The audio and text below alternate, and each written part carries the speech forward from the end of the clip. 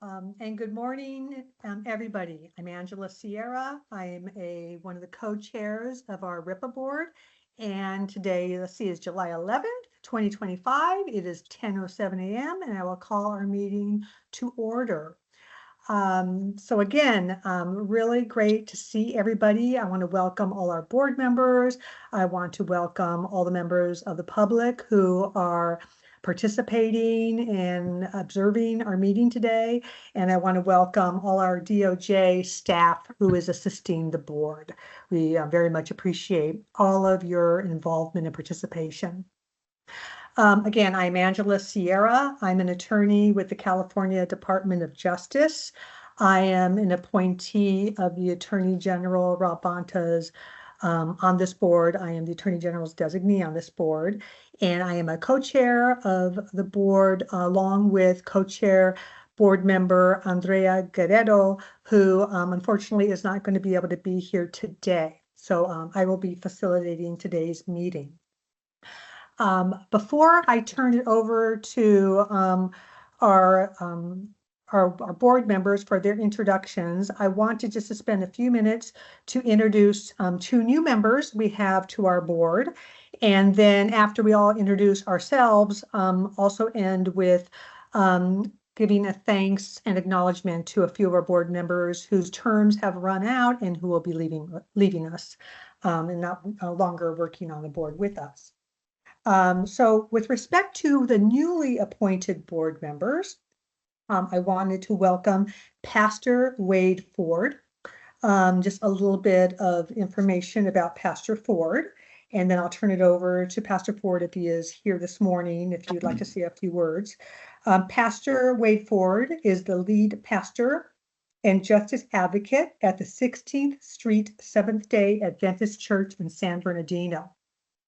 Before becoming the lead pastor at 16th Street, Pastor Ford was a hospital chaplain at Redlands Community Hospital, and he was a lead pastor at Lake Paris SDA Church and Paris 5th Street SDA Church. Pastor Ford's work at 16th Street has focused on a variety of matters within the San Bernardino community and beyond, including launching seminars to address health disparities in the Black community, working with health agencies to increase access to health care, and starting a Lunch and Learn leadership development program for the continued education of ministry leaders. Pastor Ford has been a member of the San Bernardino County District Attorney's Community Commission. He's also a member of the Police and Clergy Partnership and was named Citizen of the Month in recognition of his dedicated service to the people of San Bernardino and for his work on behalf of its citizens. So I want to give a warm welcome to Pastor Ford. Really looking forward to working with him on our board. Ford is here this morning. I can turn over to him if he would just like to, if you'd like to say a few words. I just want to mention that I'm honored and consider it a privilege to be able to serve in the capacity that have been requested and appointed by Attorney General. I'm looking forward to this conversation, engaging such a critical subject matter and topics. Look forward to helping to just better the lives of those of our community in the great state of California, specifically from the perspective of what I love to call the west side of San Bernardino. Great. Thank you. We're really looking forward to working with you as well. Next, I would like to introduce our second new member, Chief Kevin Menson. Chief Kevin Menson began his law enforcement career with the Chino Police Department as a police cadet in 1997, and he was sworn in as a police officer in 1999. Chief Menson has served throughout his career, including motor officer, detective, traffic sergeant, and SWAT team commander. He later held command positions overseeing patrol, criminal investigations, and professional standards before being appointed as the chief of police in August of 2023. Chief Menson holds a bachelor's and master's degree in criminal justice from the California Coast University and is a graduate of the FBI National Academy Session 274. Chief Menson is committed to employee wellness, community engagement, and crime reduction through purposeful policing and strong community partnerships. I want to give also a warm welcome to Chief Menson. Very much looking forward to working with you as well. And I don't know if Chief Menson has joined us this morning. If I could turn it over to him, we'd like to say a few words.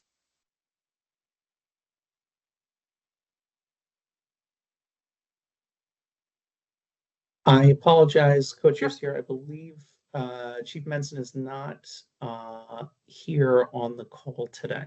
Okay, thank you. Okay. Next, I will turn it over to our other board members to introduce themselves. And let's see, I know my list here. I will, and we can each turn, after our introduction, turn it over to the next board member. I will turn it over to Armina Kazi for her introduction. Hi, good morning, everyone. My name is Amina Kazi. I'm a civil rights attorney based in Orange County, California, and I was appointed by Rob Bonta, and I do apologize. I seem to be having camera issues. It was working when I logged on, but as soon as I get it working, and I might have to log out and log in again. And I will pass it to board member Chavang.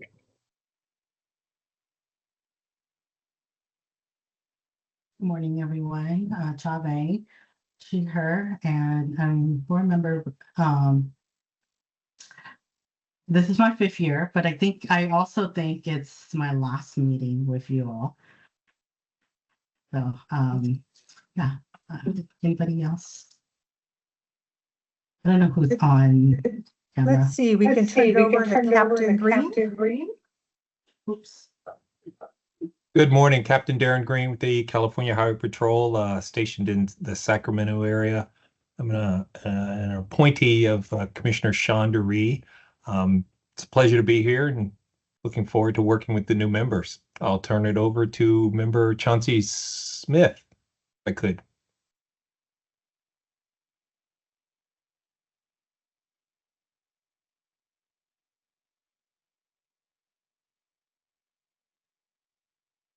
Some audio. Can you hear me? Now we can, yes. Okay. Good morning, everybody. Pleasure to be here with you. Chauncey Smith, Associate Director at Catalyst California, an organization that works to advance racial equity throughout the state. And I'm an appointee of Attorney General Rob Bonta. So pleasure to be here. I will pass it to Board Member Diallo. Thank you. Good morning. My name is Souley Diallo. I am a supervising deputy public defender at the Riverside County Public Defender's Office. I'm an appointee of the California Public Defenders Association. Pleasure to be here this morning. Welcome to the new board members. And I will turn it over to board member Kajabi.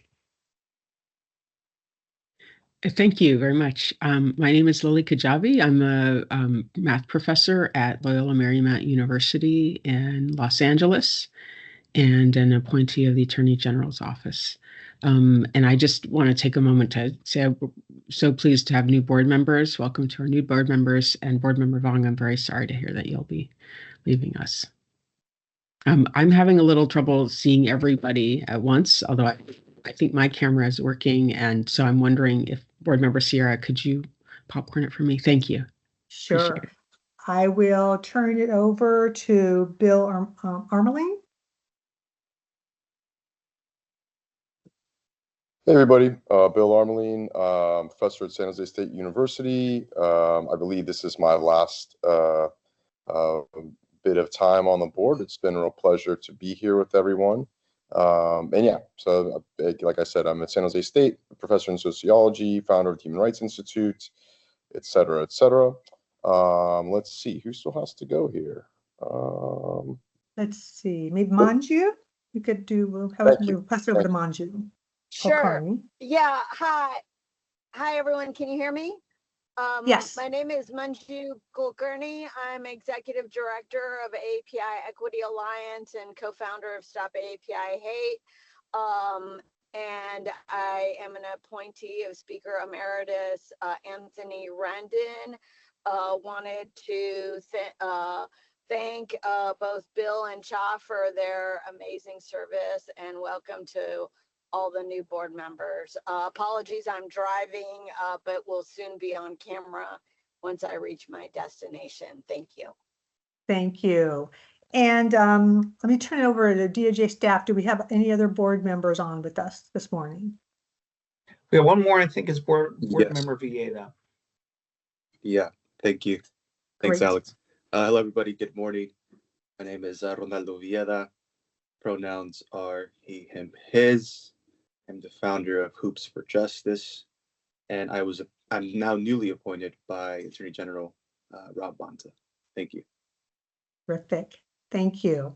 So I think I have everybody, and I just wanted, as I noted, we have several board members whose terms have now ended and will be leaving us, and I just wanted to, really express our appreciation for them and just give everybody here, our new members, our the public, some just background about their background as well as their input on this board. So one of the members who will be leaving us that we work with extensively is Pastor Brian Era Kennedy. Pastor Kennedy was appointed to our board in April 2021. And he was appointed as a member of the clergy, specializing in addressing and reducing racial and identity bias toward individuals and groups, which is one of the categories for the composition of the board under our RIPA statute. Pastor Kennedy has been the senior pastor at Mount Zion Baptist Church in Ontario, California since 1998. And prior to that, Pastor Kennedy was on the management team of Prison Fellowship as a Los Angeles area director for 11 years.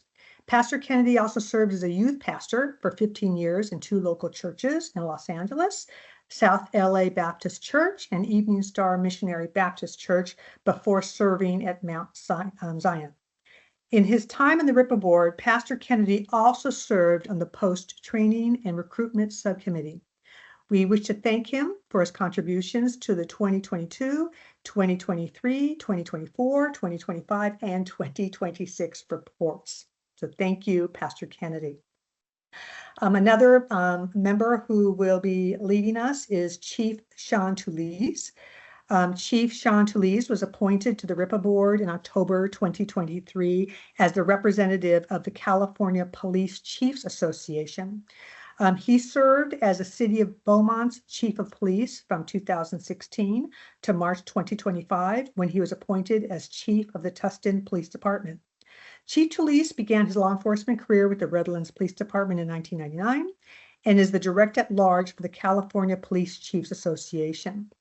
Chief Tulise facilitates the future policing at the College of the Desert Public Safety Academy as an adjunct faculty member, where he instructs community policing and leadership, ethics, and professionalism.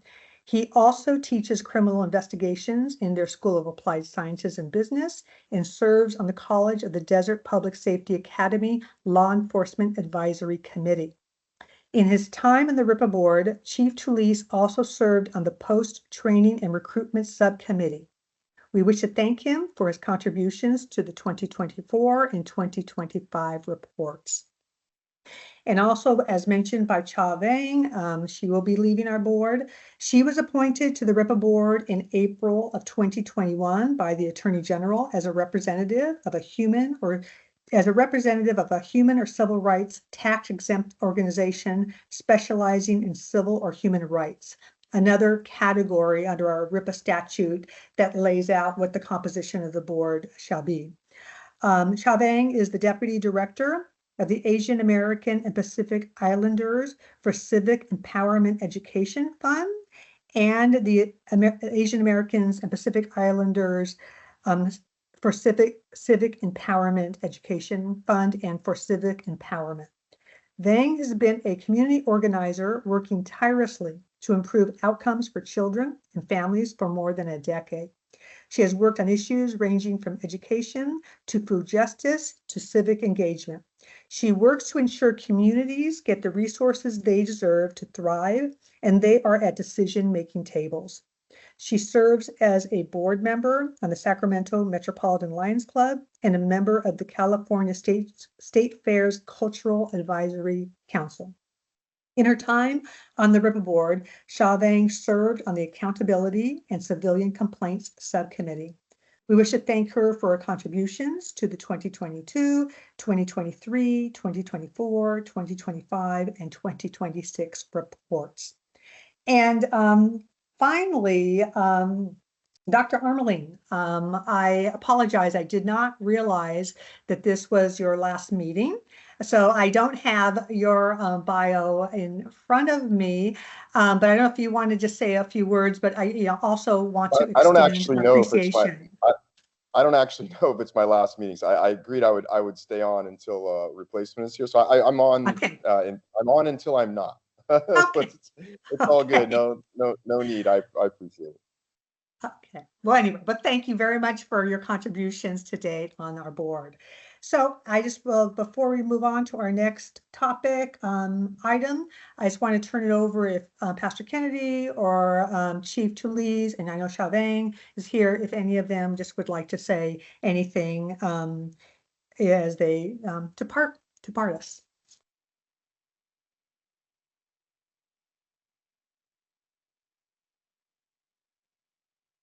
Okay. Well, not hearing anything. Oh, I can go. Yeah. okay.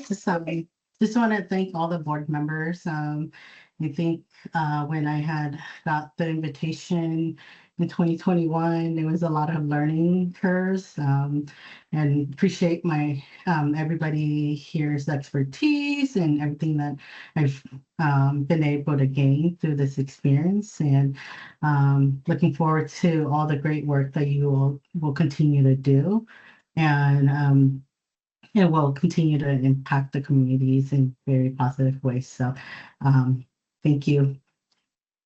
Thank you so much. And we'll miss working with all of you. And I just think, this just brings home that we have this wealth of diversity of perspectives and experience on our board, which I know we all so much appreciate, and what really brings, a richness to both our discussions and our annual reports. So thank you very much. Okay, so I will, next on our agenda is our approval of the March 13th, 2025 full board meeting minutes. You all should have a copy of those minutes. They were provided in the packet of materials to you. They're also with the, with the calendar invite. So why don't we spend, a minute or two if anybody wants to, retake a look at those minutes, and then I will entertain a motion from any of our board members to approve those minutes.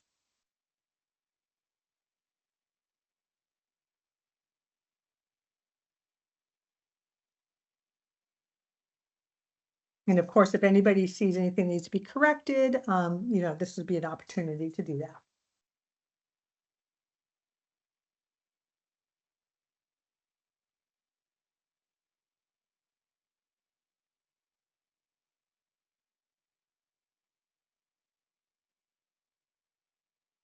I can move to approve the meeting minutes. Do I have a second? Great, thank you. So we have a motion to approve the minutes. I don't know if there's any discussion. If not, I will entertain a second.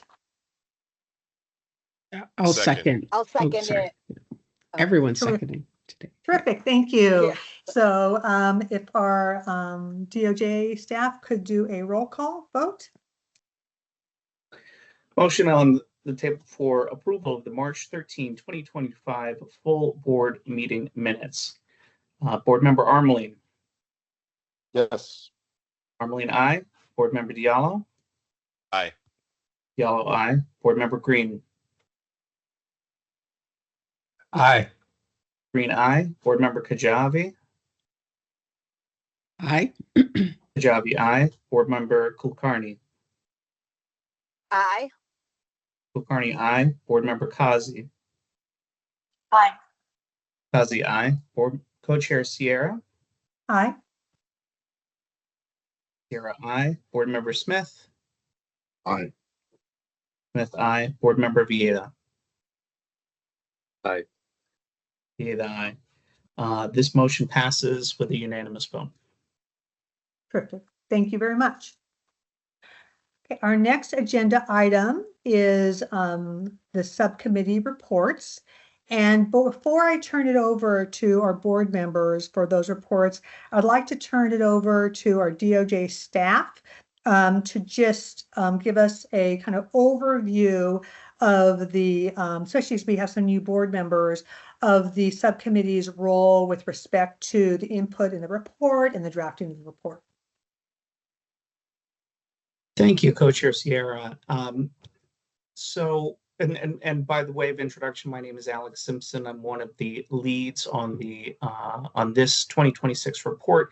We wanted to give board members and especially newer board members a quick overview of how we draft the annual report, both for the benefit of the new board members and for any board members who have questions about how their contributions make their way into the report. So as always, please let us know if you have any questions regarding this process at any time while we are drafting this report. So to begin, the Department of Justice drafts the annual report at the direction of the RIPA board. Department of Justice asks board members to propose and discuss topics of interest during the first round of board meetings and subcommittee meetings. Usually those occur around February and March. Department of Justice may also suggest some topics for the board to consider, and those topics are often based on the board's past work and prior reports.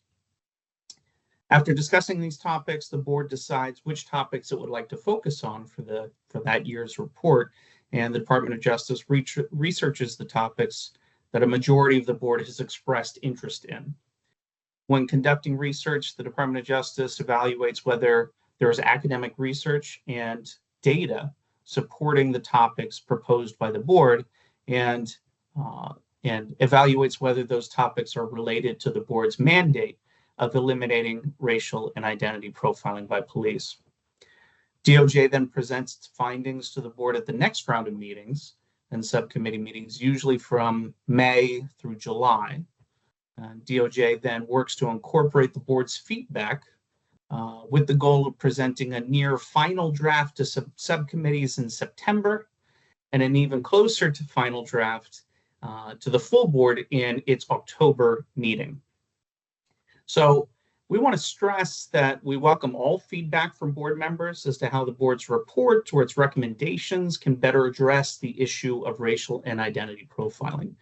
Board members, as always, are encouraged to provide feedback to DOJ at board meetings, subcommittee meetings, and by email. Board members can provide feedback on the phrasing of the report, as well as provide substantive suggestions to the report, such as additional research to incorporate, suggestions to pare down the research, or portions of the draft.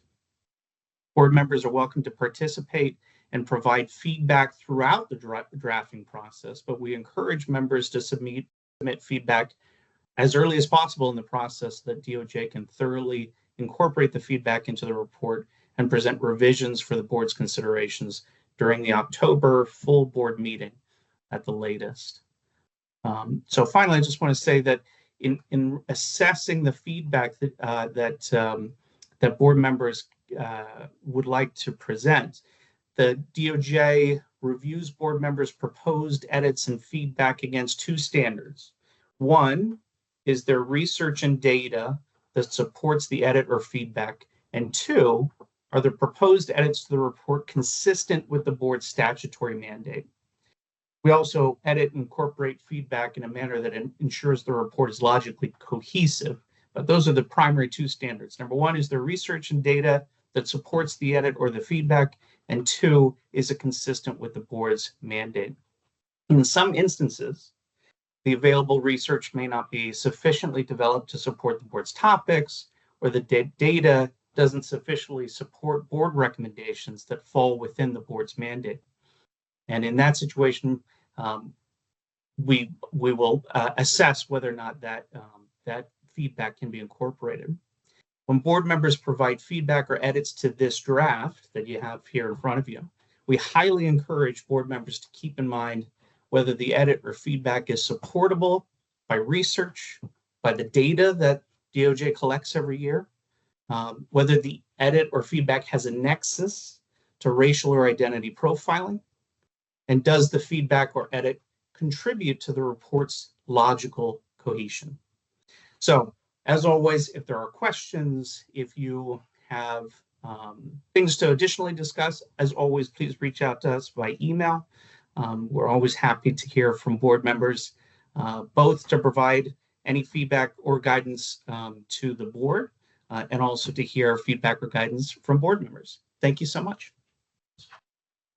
Thank you so much, Alex. That's very, very helpful. Really appreciate it. And just wanted to confirm that with respect to email feedback, if the DOJ staff could just ensure that all the board members have an address that they should use for that. And that just a reminder to the board members that to not include other board members in your feedback because of our Bagley-Keene, requirements, that you can only kind of independently send your comments to the DOJ staff, not among other board members. And so I don't know, Alex, if that's something that you can just email each of our board members so that everybody's sure where to send those comments to. We absolutely will. I was, for some reason, my meeting chat is not working, but otherwise I'll put it in the chat, but you can always email either myself or my co-lead, Yasmin Manners, individually, or as always, ab953@doj.ca.gov. Thank you. Perfect. Thank you. Okay, now I will turn it over to our board members to give us the subcommittee reports. And just kind of as an overview of this section, we've allotted 30 minutes for these reports. So there'll be some time, if you have questions or observations about those reports. But I just also wanted to underscore that each subcommittee likely is going to be talking about the topics that are covered in the draft report in their section of the draft report that you have received. And later in our agenda, there's an opportunity. We've allotted 2 hours. It's agenda item number 8, where we'll be fully discussing the report, including each of those chapters. So this section right now is primarily for the readout from the subcommittees. So first, I'm going to turn it over to our subcommittee on stop data analysis for their report. Great, thank you so much. I'll be reporting out for the stop data subcommittee. So the subcommittee last met on May 27th of this year. And the meeting was organized both around DOJ updates and then discussions about what data analysis could be conducted for this year's report, especially also in light of new data that's available beginning this year. For example, distinguishing stops such as vehicle versus pedestrian versus bicyclist.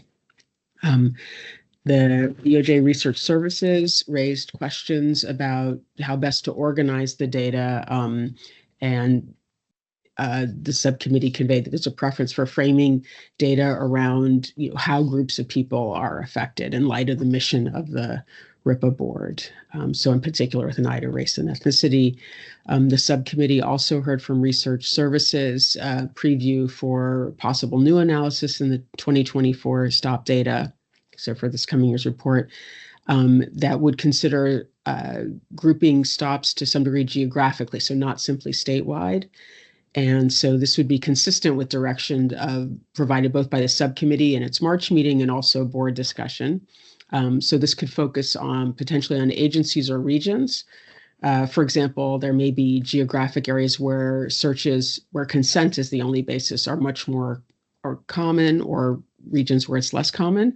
And that's been an issue of interest for the subcommittee, the use of consent in particular as a basis for search. So a new potential geographic grouping in light of the fact that we now have data statewide. I'll also share that previous board and subcommittee discussions had elevated the suggestion of looking at the life cycle, if you will, of a stop. So the types of actions that could take place in a stop. And because of the way that data is collected, it's not possible to always know the order of events. So for example, there might be a search and then in the wake of a search, an arrest or not, or there could be an arrest and therefore a search conducted because of that arrest. And so there's a challenge with this. We don't know the order of events. And so Research Services previewed for the subcommittee the idea of what's formally been named an interstop co-occurrence analysis. But I'll say this is analysis of how often data elements occur together. So co-occurrence. And so this is an outgrowth of past discussions, again, where the subcommittee was interested in the sequence of events. And so instead, the co-occurrence analysis could look at what actions are most likely to co-occur, that is, and in what kind of stop. So for example, I mentioned the issue of search where consent is the basis, looking to see if that co-occurs with different types of discovery or no discovery, perhaps, or looking at how stop duration correlates with other actions during a stop, and in particular, how these may vary among different groups. And on a different note, then another topic, the subcommittee reiterates requests that data be publicly accessible through a data dashboard, for example. And so there was an update from DOJ regarding movement towards a public data dashboard or development of that. And the subcommittee wants to share the note that public input and review could be a valuable part of the design process of a data dashboard. And then circling back to the report itself, at the subcommittee meeting or for that meeting, DOJ shared an outline of possible analyses, sub-analyses. So I mentioned some broad brushstrokes, and so those agenda and meeting that outline is publicly available with any posted information from the meeting along with the agenda. And I'll just mention maybe a couple of the bullet points. So that included this idea of a geographic, or maybe I'll call it a hotspot or concentration analysis. That is to see, are there places or regions where consent is used as a basis of a search, or the stop durations are much longer, or there are other aspects of disparate search or discovery rates. Also, that this pedestrian versus bicycle versus vehicle stop, are the disparities among searches or other practices when we look at particular types of stops. And you'll see in the draft, well, we'll come to the draft later in the meeting, but some analysis set up around that. Analysis of consent searches has continued to be an area of concern. And then this year we have information in particular about officers' self-identified race. And I wanted to note for all committees to consider, one subcommittee member suggested considering experience of an officer as a variable of interest. And I don't know that we have that explicitly in the RIPA data, but that's something to be thinking about for officer training and so on. So maybe I'll stop there, but I'll say there was a longer list of possible items for analysis, and Research Services has begun but not completed this analysis on stop data recording. So those sections are not ready for preview, but I wanted to give a flavor of the discussion that the subcommittee had. All right, thank you very much. Great, thank you. That's very helpful. Let's see, I'll move it on to our accountability and civilian complaints. But before I do that, I also want to say it looks like you all have done a tremendous amount of work. So thank you. That's a lot of ground you've covered. We're looking forward to Research Services has the heavy lift here. So we thank DOJ. Yeah. Great. Okay, now we'll do a readout from the Accountability and Civilian Complaints Subcommittee.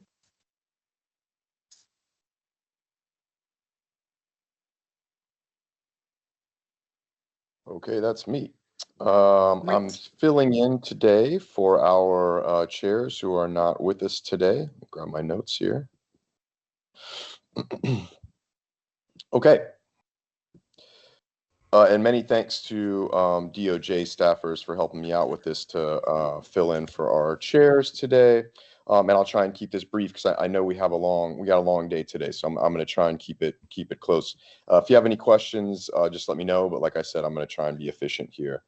So just to recap, our subcommittee meeting from May 27th, The DOJ kindly gave a presentation on the draft accountability and civilian complaint sections of the 2026 report that we'll be looking at later today. And we discussed and gave some recommendations on those sections. We'll discuss some of those recommendations here momentarily. We also had some representatives from Post come to discuss some of our tabled recommendations regarding youth from the 2025 RIPA report. So just to explain what I mean by that, for those who may or may not recall, we had a kind of longer conversation about whether or not we should be collecting or asking law enforcement agencies to collect data specifically for an age group that I think we can qualify as young adults. And so this has been kind of an ongoing conversation between RIPA and Post and others around whether or not that's a worthwhile effort. And the reason I say that is because it involves, of course, changing the data collection tools by law enforcement and changing some of the analysis of that data and tools by Post and all that. So everyone's trying to kind of like figure out whether or not that's something that we are going to pursue. I guess I would say that conversation remains open, but I think for now, we're not going to be adding any more additional sort of data categories. But like I said, that conversation is going to continue. I just wanted to mention that Post was kind and sent some representatives to discuss the issue with us. So we'll have an ongoing conversation there. Now, just quickly on the sections of the accountability and complaints for 2026. So the report that we'll talk about later today. Basically, two sections. So one is the accountability section. The other is the civilian complaints section. So the accountability section is now going to focus on two issue areas. One is civilian oversight. So the committee thought it would be a good idea, and DOJ thought it would be a good idea for this year's report to take a focused look at the issue as sort of a subject matter of civilian oversight. And so going to do a few things with this. So the accountability section will be focused on this primary topic of civilian oversight agencies and how those agencies can address racial and identity profiling and policing and help increase public safety. But specifically, what we're going to include is a brief history of civilian oversight, common goals of civilian oversight agencies, principles for effective oversight agencies, the different types. There tend to be about 4 different types of these civilian oversight agencies, boards, or bodies, if you will. And then an analysis sort of looking at their work and their impacts in sort of waves across California, and then trying to put together recommendations on best practices. So basically, we're just trying to do our job here and make sure that we put together really solid research on the history and performance of these oversight boards, and basically put forward recommendations on how those can best be managed or constructed or revised across the state. The second issue that we're going to be looking at in the accountability section is SB2, Peace Officer Decertification. So this is a continuation of an issue from prior, question, sort of a scholarly question, intellectual question that we have carrying over from the last report, which is in the last report, we recognize some significant, let's say, patterns in the data to where SB2 processing was happening at a much faster, much larger sort of scale, faster pace, larger scale in Southern California, for example, than in Northern California. And there seem to be some interesting patterns in terms of SB2 essentially being put to use or not in various regions throughout the state. And so both those questions and other additional questions brought up by board members and committee members really are the reason that we're going to maintain a focus on SB2. So the accountability section will include a section on SB2 Peace Officer Certification. Section will provide an updated analysis of the SB2 data since the publication of 2025 and include an analysis of those regional differences. So hopefully, again, like this year, we'll be able to speak to some of those patterns. And more importantly, hopefully do a little bit of sort of digging around in terms of how those processes are going and what could be done to make those processes better or more efficient or what have you, wherever it seems to be a little slow or lagging. Okay, cool. That takes us to our second civilian complaint section, almost finished here. So again, the second section is civilian complaints. And the civilian complaints section of 2026 will include an analysis of the 2024 complaint data that the California DOJ has received from law enforcement agencies in California, including an overview of the complaint data, the disposition of these complaints, and a cross-year comparison. So we're going to have analysis of that data, basically. The civilian complaint section also include an update on the board's recommendation to remove deterrent language from complaint forms. So and this regards that ongoing case in LA. So because of these ongoing cases regarding the language of these complaint forms, we've just kind of had to stay on top of this until we can finalize it. So we'll continue in that effort that's been going on for over 2 years now, actually. And then finally, this section will provide a board's recommendation regarding civilian complaints. So as always, we'll provide some targeted recommendations there. That's all I have. Thanks. Wonderful. Thank you so much for that readout. And again, also a really large amount of ground covered. So really appreciate that. The next readout is going to be from the State and Local Racial and Identity Policies Subcommittee. Our co-chairs are not able to be here this morning with us today, so I will be filling in to provide that report. So the update for that subcommittee, again, this is the State and Local Policies Committee. The last meeting was held on May 2022. And it focused primarily on reviewing the policies outline for this year's report. And our Cal DOJ staff provided an overview of the policy section as it was drafted at that time. And part of our discussion, it was a very robust discussion, was about when addressing in this section how public safety can be improved through a reduction in racial and identity profiling, to discuss what should be the scope and definition of public safety from a community perspective. And so the subcommittee members, we had a lot of discussion about that. You'll see that reflected in this draft. And the subcommittee also during that meeting provided further feedback regarding the organization, the structure, and the scope of this year's report. And again, you'll see that reflected in the draft that you have. So just digging down a little deeper with respect to the what is discussed in our draft report that you have. So again, public safety is a very large topic in this year's draft report. We're examining the ways in which public safety can be improved through a reduction in racial and identity profiling. And so, and thinking about what public safety means to those that are, this is to the community who are being impacted by these policies, in addition to what some may think are the more like traditional, like crime statistics, et cetera, we are also proposing and showing why we need to expand that definition, even though it may be implicit in many people's minds, to be very explicit that there is all and additional factors, for example, factors that contribute to and take away from a community's feeling of safety, including how the current and historical underpinnings of racial and identity profiling in the U.S. impact community safety.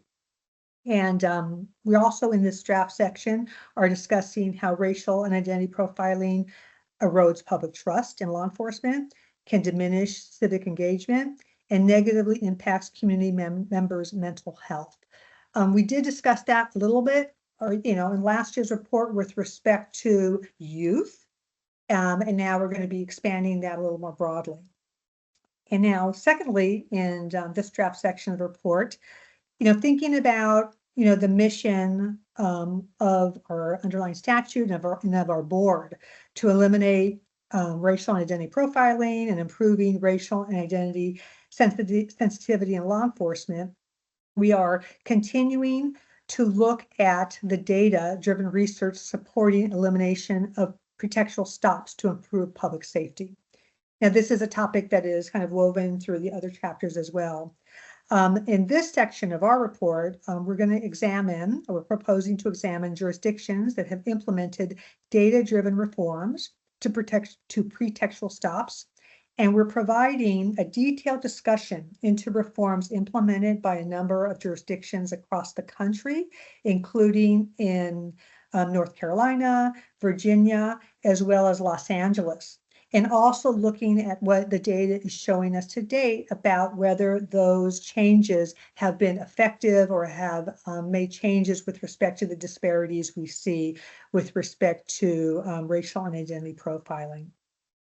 And then finally, again, thinking about the mission of our board, we are looking as a subcommittee and have addressed this in our draft report, how the deployment of concentrated law enforcement presence, or what could be termed as oversaturation policing, its relationship to racial profiling or racial identity profiling, and how also it can negatively impact a community's sense of safety where it is deployed. Now, this section also is including a discussion of how alternative enforcement technologies are utilized in these concentrated areas often, and the role of racial and identity profiling in the deployment of those technologies. Some of those technologies which we're discussing in a little more depth in this draft chapter is, for example, face recognition, gunshot detection, and predictive policing. So kind of explaining what those are and examining their relationship, if any, to racial and identity profiling and sort of the pros and cons of those. Now, the section will also include the analysis of the 2024 RIPA data, examining whether, what we're seeing with respect to police interactions, are they influenced by the perceived demographics of the individuals they encounter? So we're continuing our examination of that issue as we do in each of our reports. And as we always want to do is analyzing that data to help identify whether there are patterns or the disparities exist in how individuals are treated, both how they're stopped and how those stops kind of, what happens after the stop, if there's patterns or disparities based on perceived characteristics. And then finally, looking at these issues, we will be providing, and recommending some policy recommendations along the topics that I have just kind of mentioned here. So that is our readout for the policies subcommittee. Okay, and our last subcommittee is our post-training and recruitment. And I think Manju, you're providing that report, I believe. Yes. Can you hear me? Yes, I can. Okay, great. Thank you. So we met on May 21st, and we got a couple updates from our board members. Board member Diallo shared his experience as a subject matter expert at the post workshop on AB 443, which includes the legislative mandate for post to define demonstrating bias as a category of serious misconduct under SB 2, the officer decertification statute. We also got a update from board member and co-chair Sierra regarding, general communication and relationship building with post, and a discussion of our meeting schedules, and, common legislative workload mandates. And I believe board member Sierra plans to attend the post September meeting. Additionally, a representative from Post gave an overview of Post's field training program, which the subcommittee will be reviewing next year. Very briefly, I wanted to mention, what will be included in our report. And really, this is part of our ongoing collaboration with Post. There are four primary sections, which are, detailing Post's response to prior RIPA recommendations. This is really important. We asked at that last meeting, what they supported, when and how it'll be implemented, really to understand how, some of our concerns will be addressed.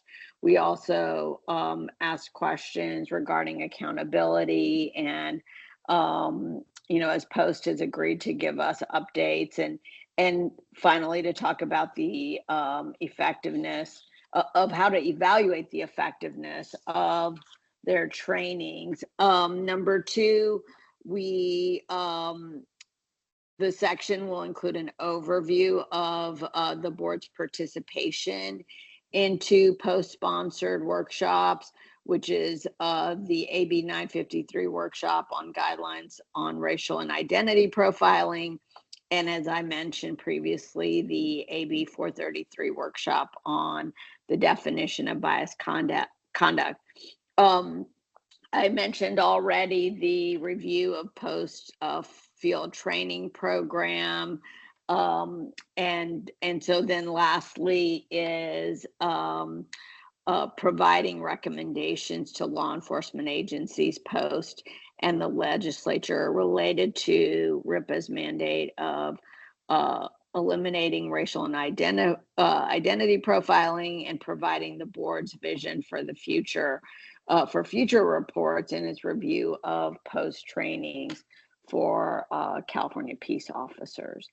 So I just wanted to end by thanking the DOJ staff and consultants for all their work in advancing, I think, our agenda and our vision for the Post subcommittee. Great.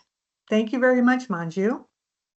Now, that was all our reports. Before we go to our next agenda item, and again, we'll be talking about the report after our break. I just want to open up, does anybody have any questions of any of those presenting the subcommittee reports?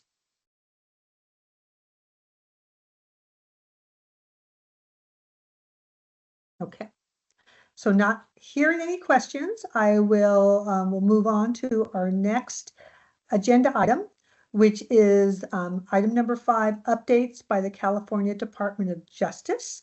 And I believe we have a presentation by our research services section of Cal DOJ.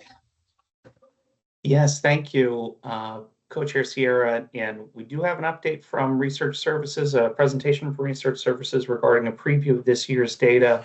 One additional update since the posting of the agenda that we wanted to pass along to board members, wanted to apprise board members about an opportunity to provide public comment regarding a proposed regulation action being considered by the Commission on Peace Officer Standards and Training. And I see some of the comments in the chat relate to Post.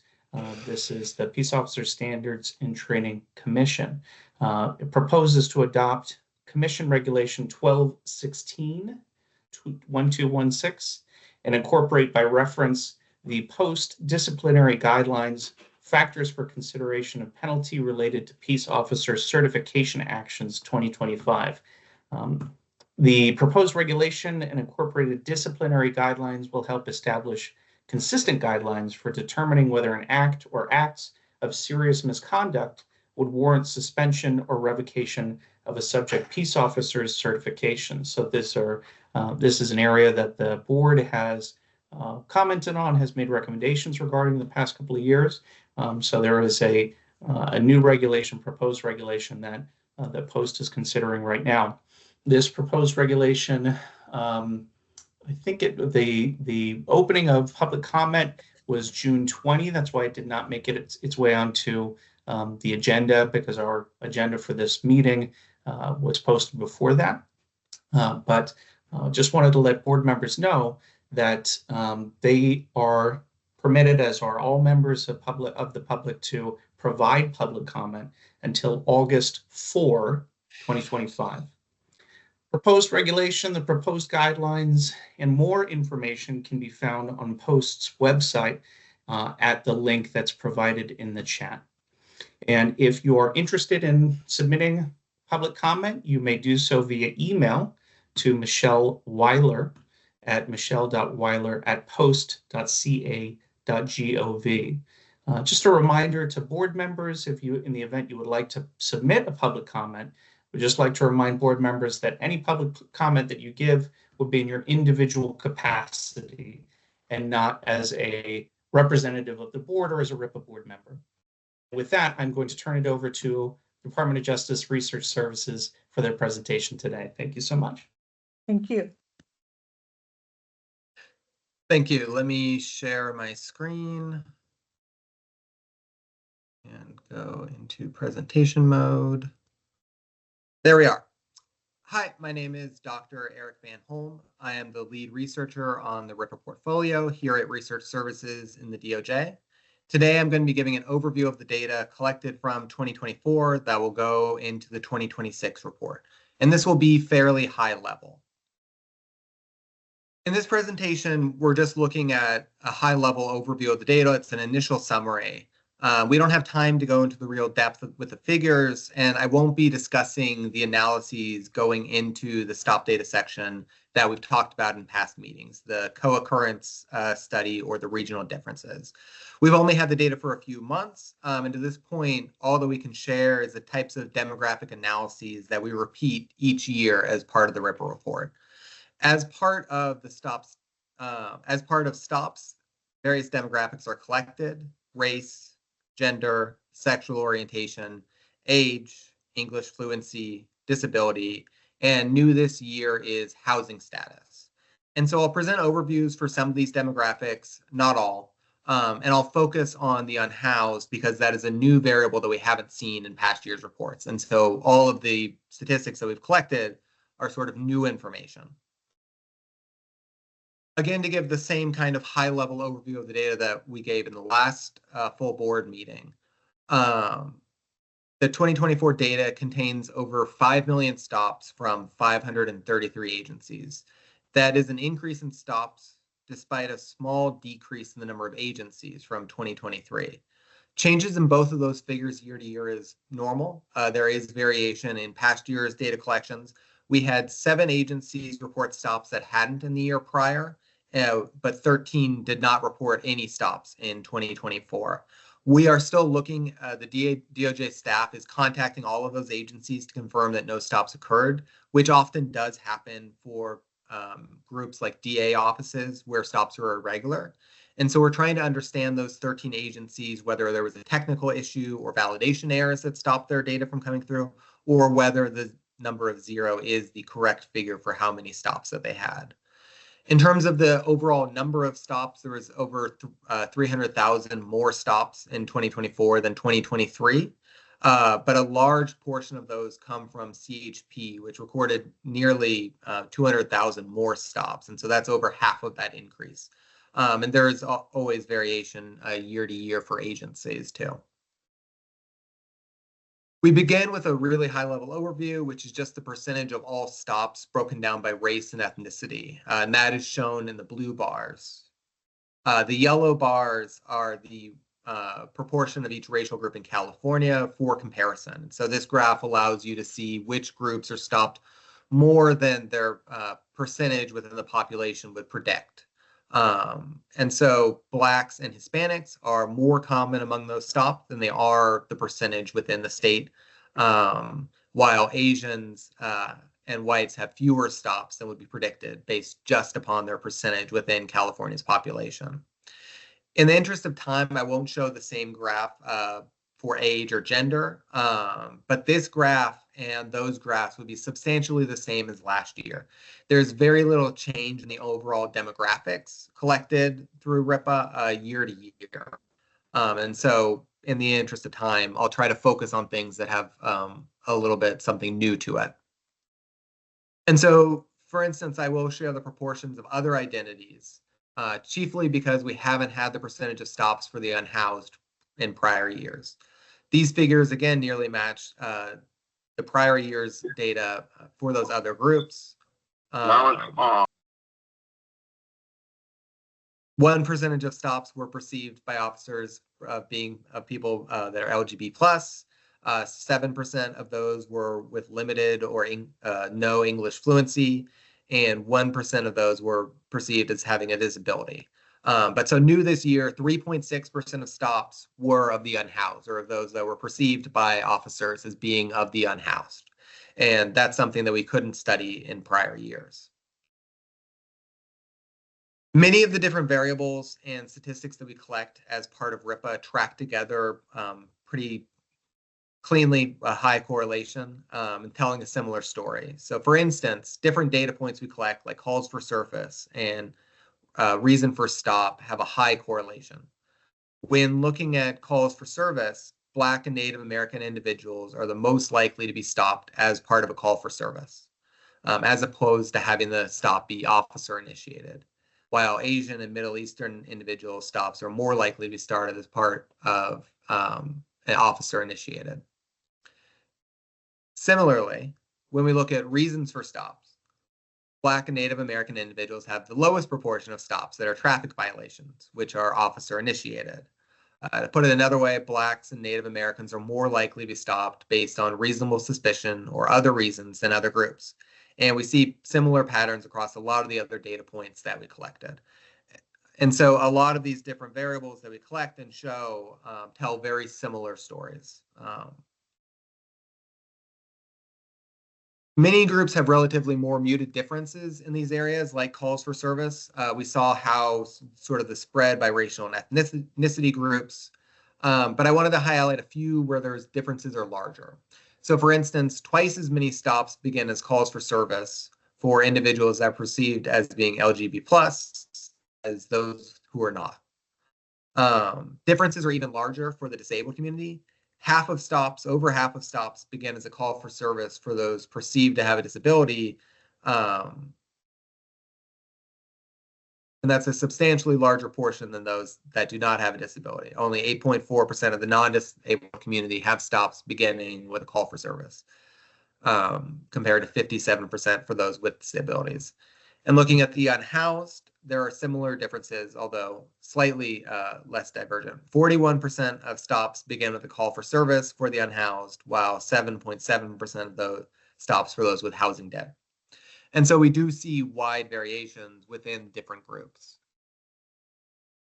Actions that occur during stops are always an area of concern. Across all stops, on average, there were 0.63 actions taken. A large proportion of all stops, roughly 3/4, have no actions that occur. But different racial and ethnic groups have different experiences on average. Black and Native Americans are more likely to have stops that feature an action, bringing their average action to approach 1 for both groups. And on the other hand, Asian and Middle Eastern or South Asian individuals have closer to a 0.25 of an action per stop on average. And other groups tend to hover around the average. And so when we look at actions, we do see wide variation across racial and ethnic group. We also see significant differences when looking at actions across other identities. So the average across all the data is again 0.63, but the LGBT+, disabled, and unhoused all have more than 1 action taken on average per stop. The unhoused have the highest rate in the data with more than 2 actions per stop, and those differences are substantial, although they're perhaps telling a slightly different story than they might be at first glance. This graph and the prior one was for all stops, but if we look at the average number of actions for stops that had at least 1 action, so if we're only looking at stops that had at least 1 action, the numbers look different, which is what this graph shows. In stops where at least 1 action is taken, across the data for all groups, there's an average of 2.7 actions taken. Across some groups shown, there are virtually no differences when just looking at stops with actions that were taken. Language and housing status make some difference, which are important, but these are more muted. So the real difference lies in whether the stop had actions at all. The unhoused, for instance, are far more likely to have a stop without actions than others, is what this data is showing. The unhoused are much less likely to have a stop with no actions taken, to put it another way. And so when actions are taken, they're taken at sort of a similar rate, but whether an action is taken diverges across different groups. Finally, one more slide. We get to the result of stops, which I'll show just for the unhoused. And for the housed community, that is, for the housed community, 35% of stops resulted in a warning on the far left, 48% resulted in a citation, and 11% in a warning. Sorry, 11% in an arrest. The unhoused are less likely to receive a warning and had 40% of stops that resulted in an arrest, right? Nearly half of all stops for the unhoused ended in an arrest, which is a similar proportion that ended in a citation for the housed. So as someone working with the data, I'm really glad to have this new variable for housing status to help explain some of the differences across stops. It clearly does make a substantial difference in understanding a stop, knowing whether someone is perceived as having housing or being unhoused. And so that new data is really useful. So there is a few minutes, a short amount of time to take any questions.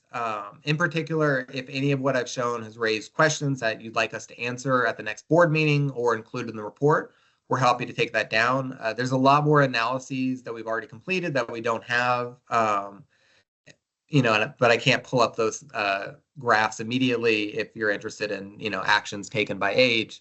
But those are, if there are things that are of interest, we can bring them to the next meeting where we'll probably be presenting about those larger analyses on co-occurrences and other things. But again, most of the demographic differences track with prior years, and we had limited time to get. But we can emphasize anything that you think is of further interest in the future. And so I'll open to questions. Great, thank you so much. Let me open up to our board members if anybody has any questions or comments.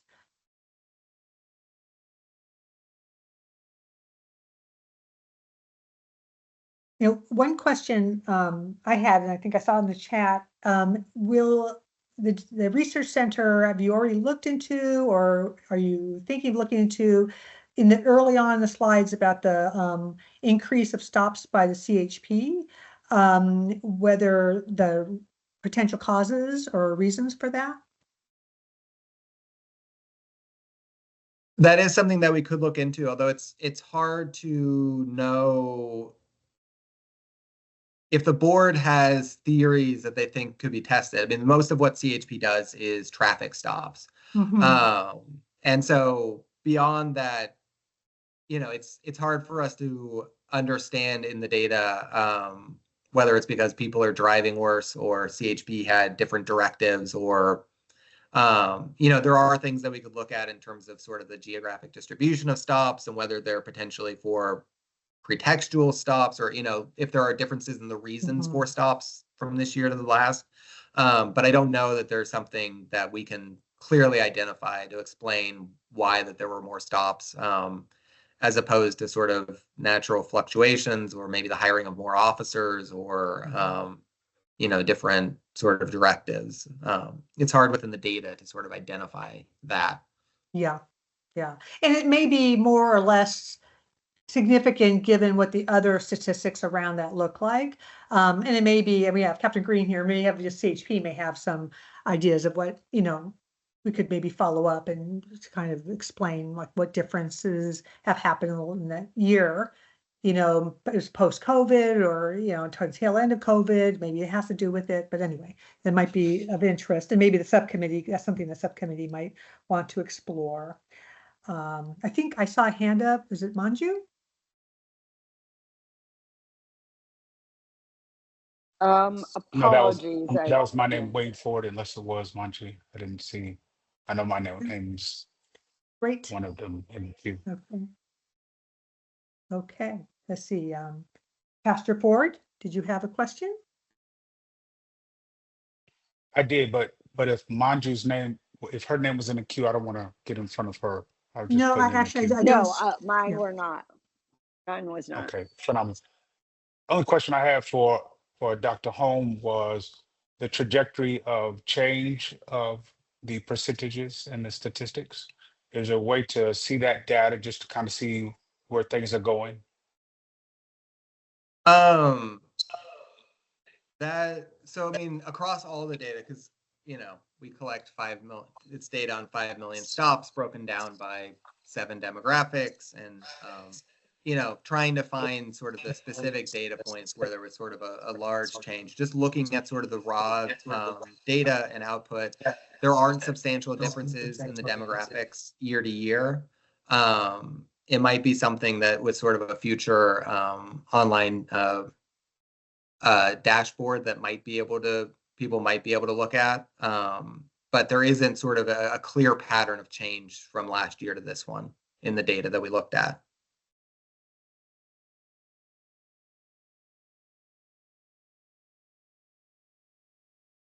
Any other questions or comments? Chauncey Board member. Smith. Oh, yeah. I think I may be behind in the queue after board member Lily Kajabi, but I don't want to skip her. Okay, for some reason, I'm having a hard time seeing the queue, so why don't we, let's see. Well, Chauncey, why don't you go ahead and then. All right, my question's pretty simple. First, thanks for the presentation. Great job. It's very helpful to see the preliminary findings. I'm wondering if you could say a little bit more about the types of actions that were bubbling up a little bit more than others. So you said you provided like the number of actions taken, which is helpful, but what sorts of actions tend to arise a little bit more commonly? And then I'm also wondering if you could answer that same question for the unhoused group, because it seemed like they had more actions taken. So what sorts of actions were specifically arising more often than not for them?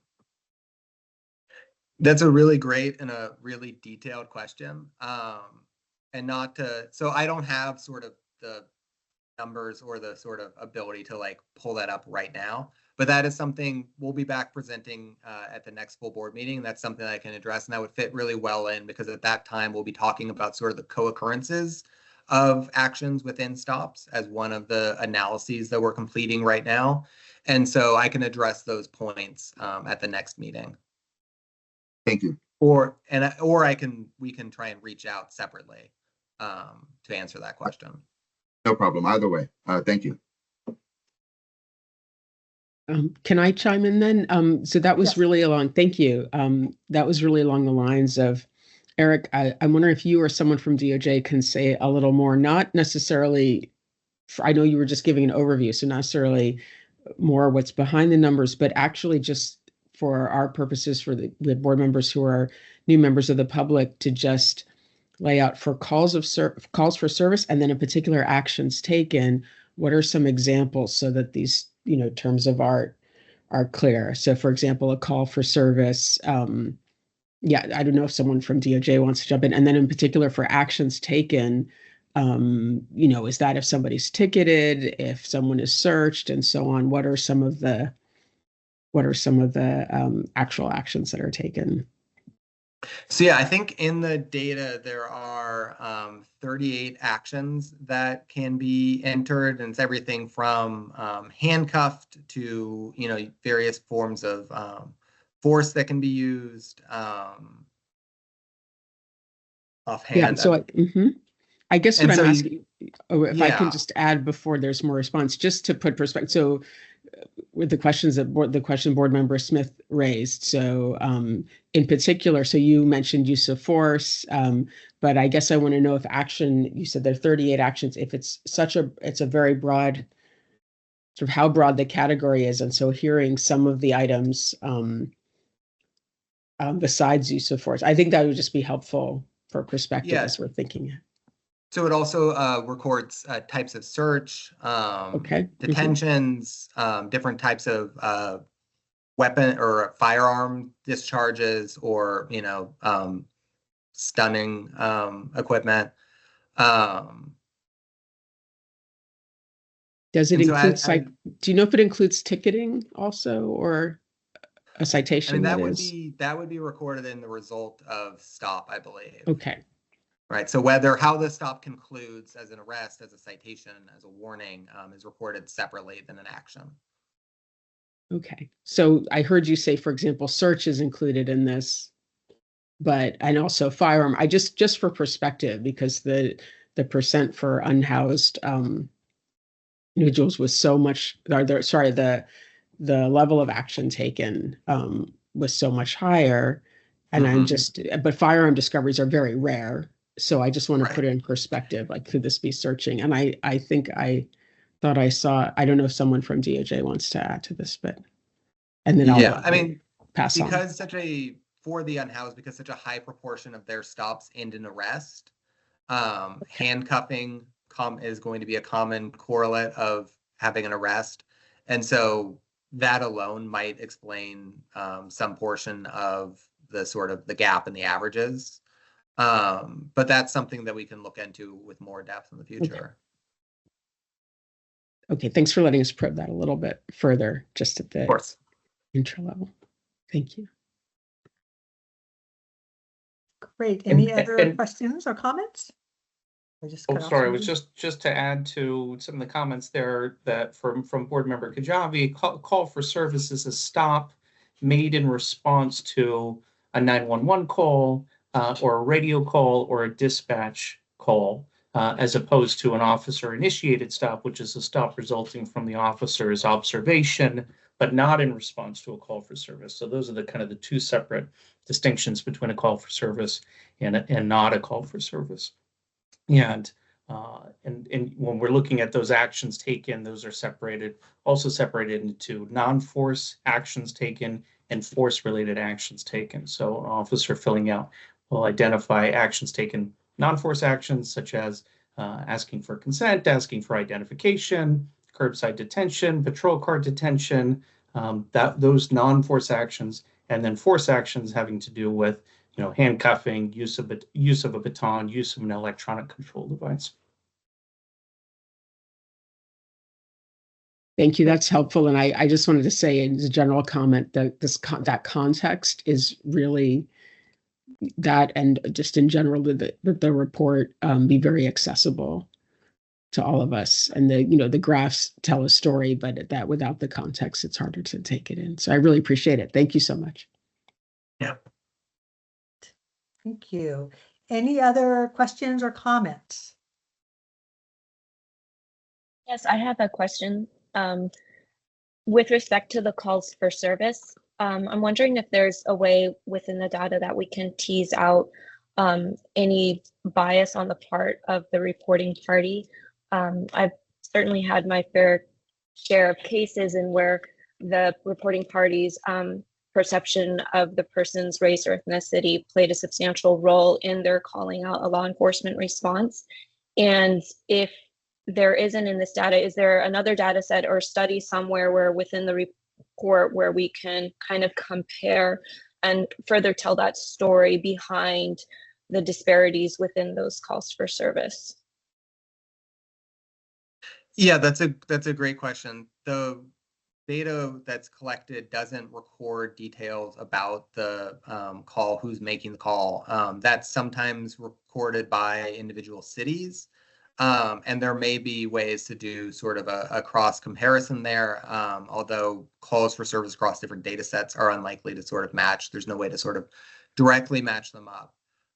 And so we can look at sort of the demographics and to some degree the location of where those calls for services and where the stops related to them are occurring.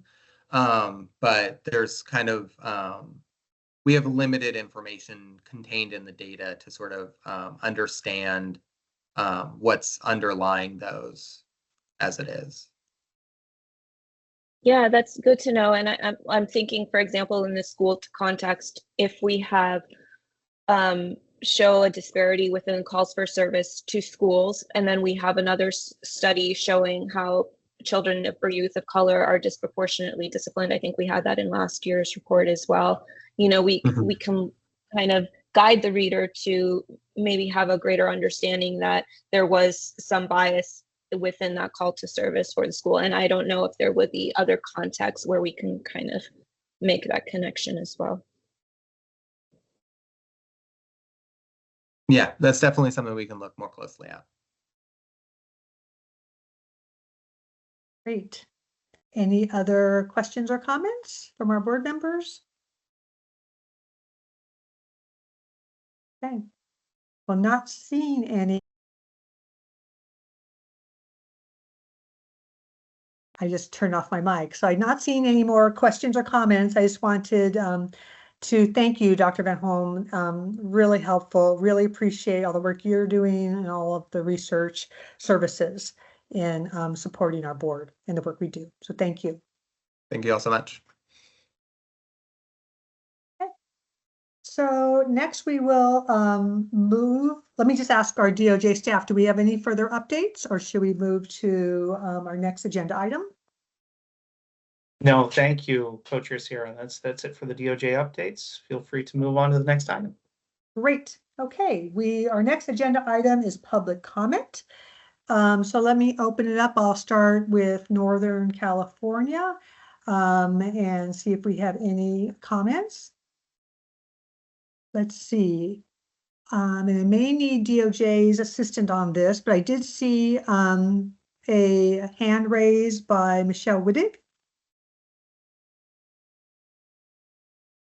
And see if you can unmute, Michelle.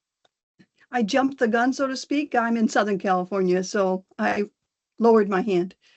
Oh, well, let's start with Southern California, then we'll move up the state. Great. Thank you, and I'm assuming you can hear me. Yes. I really appreciate the addition of the new variable, housed and unhoused. And my comment addresses how to maximize the usefulness of that new variable. Having observed in my own hometown that the police department alleges that the data analyses are not very valid because they have previously not distinguished between housed and unhoused individuals. And in several cities, I'm sure across California, the unhoused population is very large. So there's 2 points I want to make. One is just to ask whether the board could request that DOJ segment the data by housed and unhoused and take a look at the racial disparities using, of course, different benchmarks for those two subgroups. It would not surprise me at all to know that the population of homeless individuals by race differs substantially from the population of housed individuals by race. So the DOJ would have to make a determination of what the population of unhoused individuals looks like by race, and separately what the housed population looks like by race. There's a little complication here. I went to the U.S. Census website and read that the website maintains that it includes unhoused individuals as measured by clients at various services for unhoused individuals. However, the received wisdom is that it's at least it's an undercount for sure. So I don't know how to deal with that, but maybe the DOJ could make some determination as to whether or not the benchmark that it has been using for the overall, let's say, population of a particular city or for the state of California has an adequate assessment of the unhoused as well as the housed. That's a question that I think needs to be answered. And then once it's answered, the data could then be presented, segmented by housed and unhoused. And I think we would get a much better picture of whether these racial disparities are across the board or are they concentrated in the unhoused population. Thanks for listening. Thank you very much. See, do we have any? We have a Ray Kitty.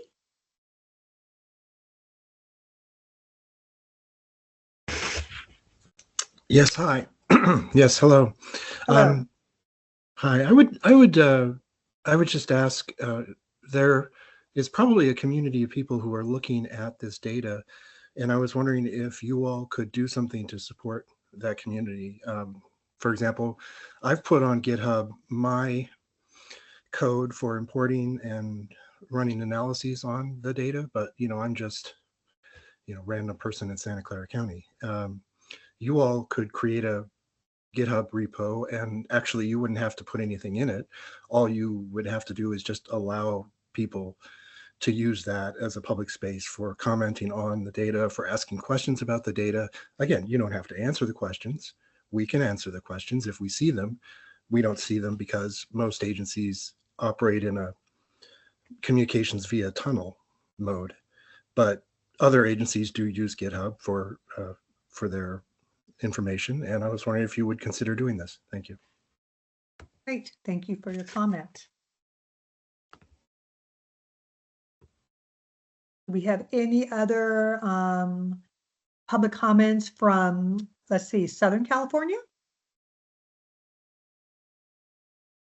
If not, Central California?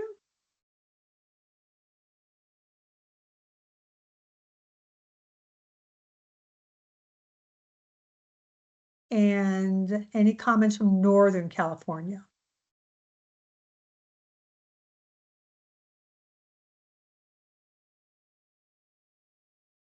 Okay, not seeing any, and I do see a public comment in our chat, so that we will also include that as part of our record as well. So thank you. And for our DOJ staff, do you see any other hands raised? I'm not sure if I'm seeing it all here.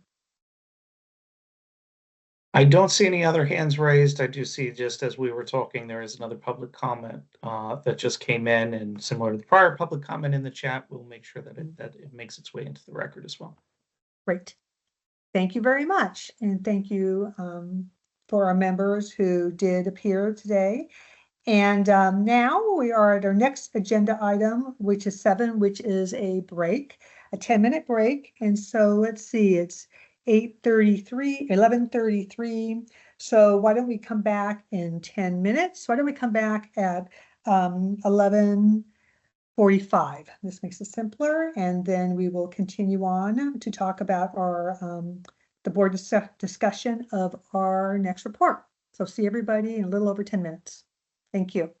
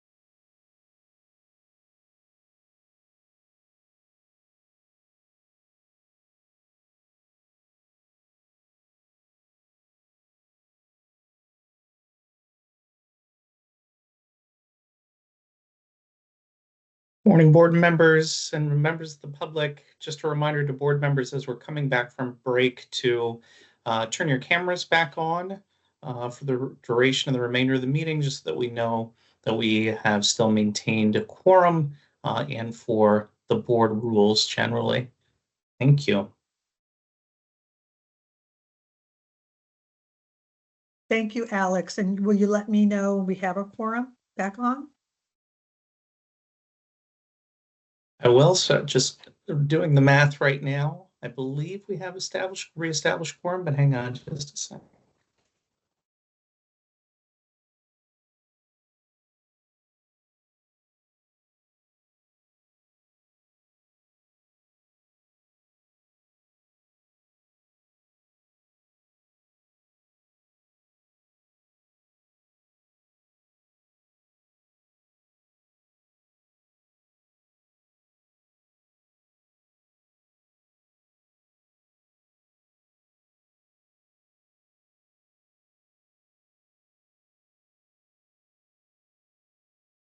Thank you, Co-Chair Sierra. I think we're ready to go. Wonderful. Thank you so much. Welcome back, everybody. We'll reconvene. And now we're at agenda item 8, which is our discussion of the draft 2026 report. And before I open it up, I just wanted to remind the board and our members of the public that what we have been provided is a very early draft. And, you know, as mentioned in the presentation earlier by Alex, that, you know, today is a really good opportunity to, you know, hear our various perspectives, opinions, ideas that can be taken into account for working on the next draft. It can be taken into account by the DOJ staff assisting us, and also, you know, very importantly, by the subcommittees who will be going back and meeting likely in August before, you know, our next full meeting, and can really take in what we're hearing from each other and deciding, you know, what modifications to make, what areas maybe to expand on or explore more, or maybe to move over to another year. So I really encourage everybody to feel really comfortable in providing their input today, as well as you know, online via email. They can be, you know, very specific proposed edits or some general comments. Those can be sent, as was explained earlier, to DOJ. I would encourage everybody if you're going to do that, to please do that by the end of July, because likely the idea will be to have a next draft prepared for the subcommittee meetings that will be in August. So whatever input you can provide today or later this month would be very much appreciated. And again, you know, there should be no surprise that the next draft may be very different, but the next draft we see, and that likely will be in October as a full board, will likely be a very close to final draft. So we're at a good stage right now to be able to provide input based on what we're seeing thus far. So with that, I'm going to open it up to board members, and for our new board members, there's a raise the hand ability on the screen that you can press. But if it's not working, you know, just feel free to just jump in, and we'll go from there. And again, you know, you can, your comments, you can be questions, comments, small or large. You know, we really do look forward to a very productive discussion and robust discussion this afternoon. And I'm not going to break it up by chapters at this point. I think I just want to, you know, hear from you all if there's any particular areas that you would like to talk about. I want you to feel free to do that. So I will open it up to all of you.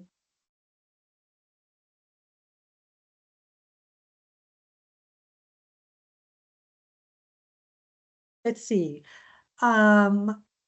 We have Pastor Ford. I see your hand is raised. The floor is yours.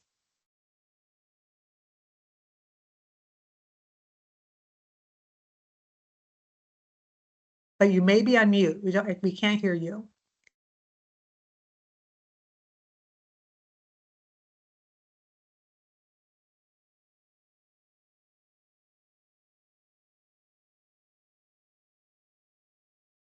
Let's see,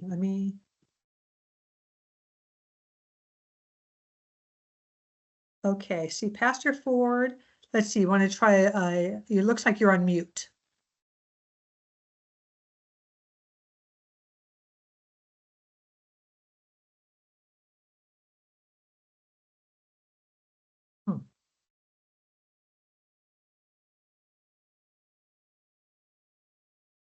There we go. Let's see, no, I can't hear you.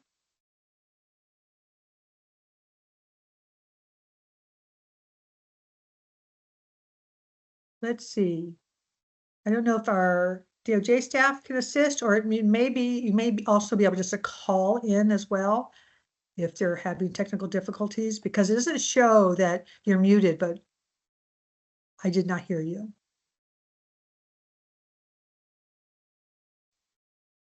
Can I just say that, we were Yeah. able to hear you earlier, Pastor Ford. So although this is not a deep technical fix, if all else fails, to log off and log back in, but also, as Board Member Sierra mentioned, there's a companion phone number, and I've been able to use that as well to call in. And I see that Yasmin has kindly good. put it into the chat. Terrific. So maybe try that. Okay. And while Pastor Ford is calling in, anybody else would like to, May I Yeah. ask, just Yes.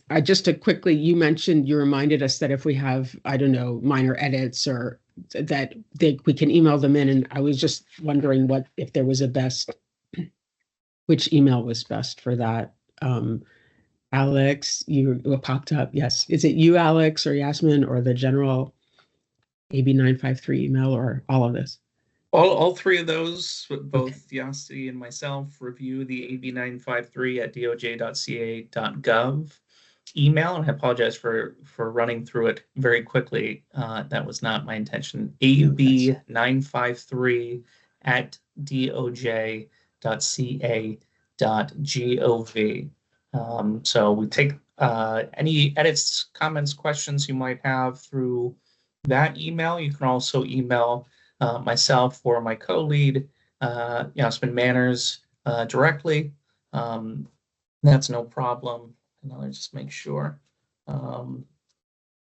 Yes, and yes, he's put in the chat as well, in case people don't have pens handy, what that email address is. Thanks so much. thank you. And I see Member Ford is back. Great. Great. Is Pastor Ford, are you on? Yes, can you hear me? Yes, we can. Great. It was Member Kadavi, your just technical skills are just amazing. That's what I'm known for. Yeah, logging off. Okay, thank you. So I am new, so forgive me for jumping in and making comments so early in my tenure with you all. The question that I just want to circle back, I think something that for me I'd be curious about, and that is just kind of the trajectory of change over the last couple of years as it pertains to the percentages that were shown by Dr. Holm. And that's because that question would then perpetuate the question of what created the change, whether good or bad, right? Up or down, just what created the change and what is the trajectory. And as we recommend as a group, as we recommend particular policies, when those policies are then implemented, then the next year seeing if there's been an impact from those policies as to the change of those particular percentages to see if it's really making contribution or not. So that kind of was where I was going with that. And that's something that I'll probably be a bit curious about, but not sure if that is outside of the scope of the mandate of RIPA. I'll just jump in, now I think this is a really, really important question and issue. And I think that we have been working on that. I think we all, as a board, has seen that as significant. So I'm glad that you brought that up. And, you know, and the data subcommittee would have a better probably feel for this. But, you know, my general sense, and I would have to look back at the reports, is that the disparities we're seeing and then, you know, tested against our tests for, well, are those disparities likely caused by racial or identity profiling or not, unfortunately have been pretty consistent, and the disparities have been quite large.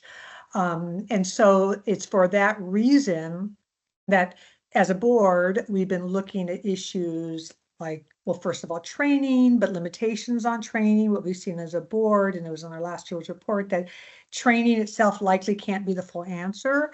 And it may be looking at issues of trying to talk about limiting officers' discretion with respect to, for example, like consensual searches or pretextual stops, because it appears from the data, as I'm recalling this, is those disparities kind of larger in those areas, and research by academics seems to support that is an area that by limiting discretion, you can reduce disparities and reduce profiling. But I think it's something that we have to continue to look at very deeply, and we do ask our research services. They are looking at that question each year. And I guess what I'm hearing from our presentation earlier is, other than the new data points, it isn't necessarily that different than past years. But let's turn it over to Lily, because she is on the data analysis subcommittee. Right. So thank you so much, Board Member Ford. And so I guess I'd like to amplify his suggestion and make the comment. It didn't come out in the subcommittee report, but doing something longitudinal was part of the discussions or recommendations for this year's report. And I know that wasn't part of the presentation today, but now we're in a situation where we really do have statewide data each year. Just as a general reminder, there were waves designated by state. The largest agencies participated first in the reporting, and then each year by year, smaller agencies came on. And so that means for the largest agencies like CHP, LAPD, we do now have many years of data. And so there was the suggestion, which I think is in line exactly what you're saying, Board Member Ford. You know, we see pronounced disparities. I'll just, you know, in today's presentation, the very first slide, we saw especially for Black residents in California, a huge disparity in terms of numbers of stops, the stop rate, and also for Latinos. And so for LA in particular and some larger agencies, so I'm just going to make the comment just to amplify that in the policies section, there is, I'm just going to peek at the report. Let's see, it was in part 3B, but at any rate, jurisdictions that have made changes in terms of pretextual stop policy, and then trying to see what the effect of that has been. And of the places that are highlighted, one's in North Carolina, one in Virginia, but also Los Angeles is there. But so that's an analysis that we're, you know, waiting on, but I think could really be shining important light and really speaks to what you were raising, Pastor Ford. So I hope that this will be, that the longitudinal analysis can be part of the data section, or whether some of it lies in the policy section, regardless, that this is really important, because we see troubling statistics year after year. We need change. And so it's a starting place. So I just wanted to share those comments. Thank you. And, you know, what makes me, your comment also reminds me, in looking at the oversight, the section about oversight agencies and accountability, and looking at what impact have those different oversight models impacting and helping to decrease racial and identity profiling. So it's kind of various aspects of the report is definitely a very important theme.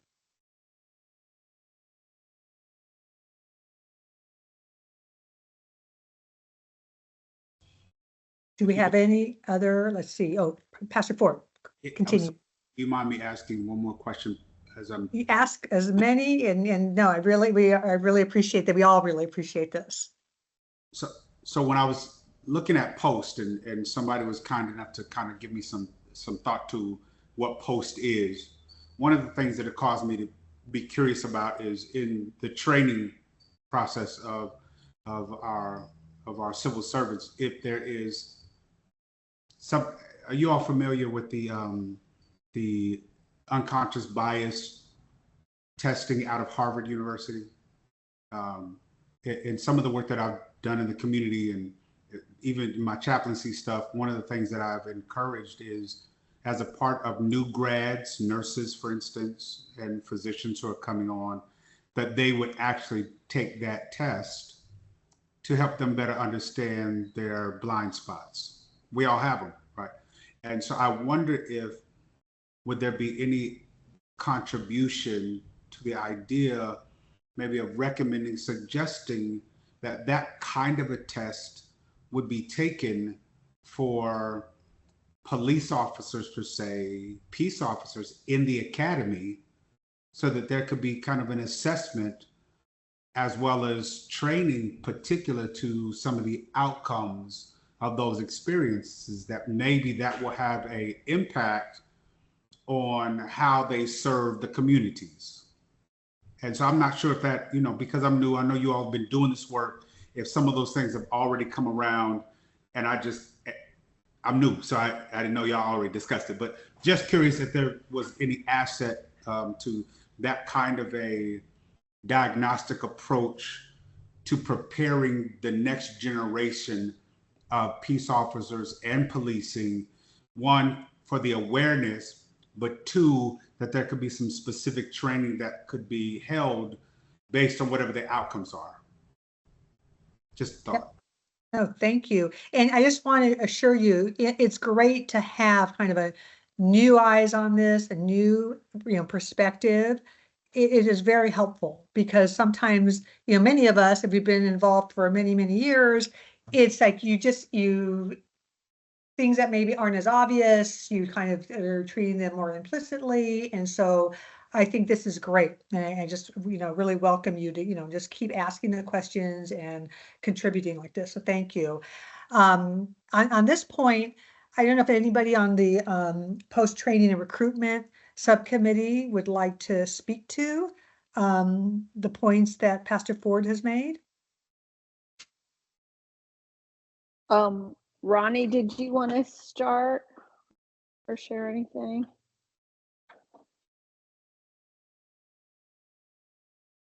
You can go ahead, Manju. Okay. Well, thank you, Board Member Ford. Fortunately, my memory is not helpful in this situation in terms of, I am very familiar with the Harvard unconscious bias study and then the test. I've even had my students at UCLA take that test to see what their own bias is. But there is, and we'd love to have you actually join our subcommittee so we can go over the full sort of panoply of pieces that are included in it. There are some good things that have been added in recent years, and I think there continue to be some significant gaps, which are what we are trying to address. And I think we have had some positive movement in that regard. So I don't know if any of the folks, either Ronnie or folks at DOJ, remember specifically the answer to Board Member Ford's question about that particular study and guide. But, we know that much of the training that is provided is by the Museum of Tolerance. And so I don't know all of the resources they incorporate in their training. Alex, did you want to jump in here? I could jump in very, very briefly. We have and thank you, Pastor Ford, and to all of the board members for the feedback and the comments, the ideas. This is always very helpful in terms of the drafting process. The studies on implicit bias are things that the RIPA board has looked at from the perspective of peace officer standards and training. in the past and in prior board reports. Also, just in terms of trying to assess, as Pastor Ford, you're alluding to, whether or not Post or other law enforcement agencies can develop some ability to assess the effectiveness of training. That is one of the things that this board had made recommendations on in regards to the 2025 report. So if you look at page 137 of the 2025 report, there's a couple of recommendations that I think go specifically to your question and comment, Pastor Ford. Recommendation from the board for Post to report annually on specific training outcome and performance measures, and looking specifically at implicit bias metrics before and after the trainings to assess the effectiveness of those trainings. It's one of the recommendations this board had put forth. And another recommendation that the legislature fund an independent study under the guidance of the RIP board that assesses the efficacy of Post's racial and identity profiling training on attitudes, prejudices, and enforcement outcomes from officers or by officers. So I think this is certainly something that has been of interest to the board as well in the past. So thank you for your comments with regards to this important area for the board's consideration. Thank you, Alex.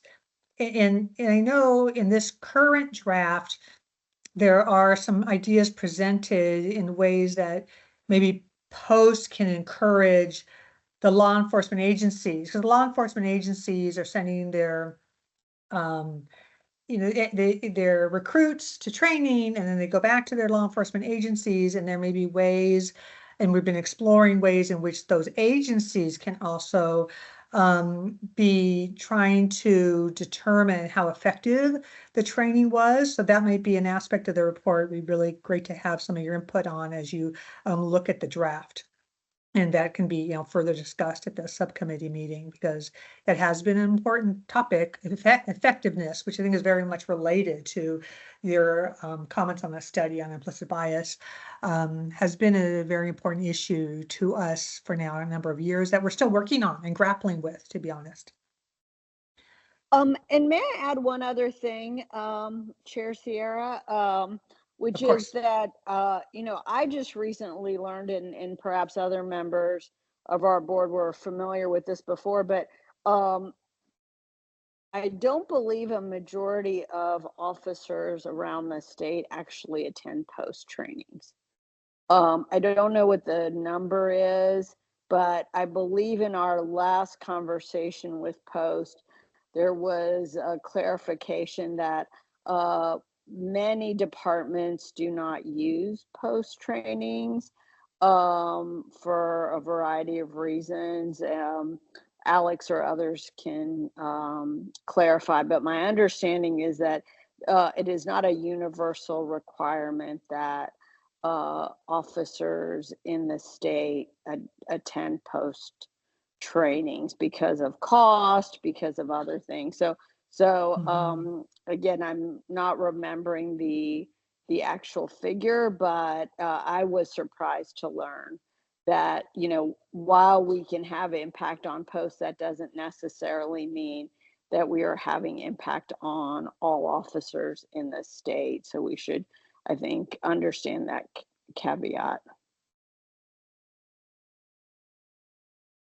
Got it. Yeah, I don't remember the statistics on that either. It might be something for the next subcommittee meeting to kind of review again. I'm not sure about that, because I know that law enforcement agencies often use both Post and non-Post certified training, especially the larger ones, but I also, like you, don't recall kind of the breakdown of that.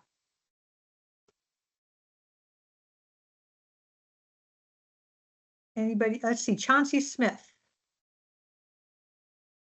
See, your hand is raised. Yes, can you hear me? Yes. First, I want to say thanks for that question, Pastor Ford. Welcome to the board.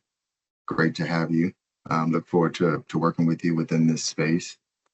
I have a few ideas, thoughts to share.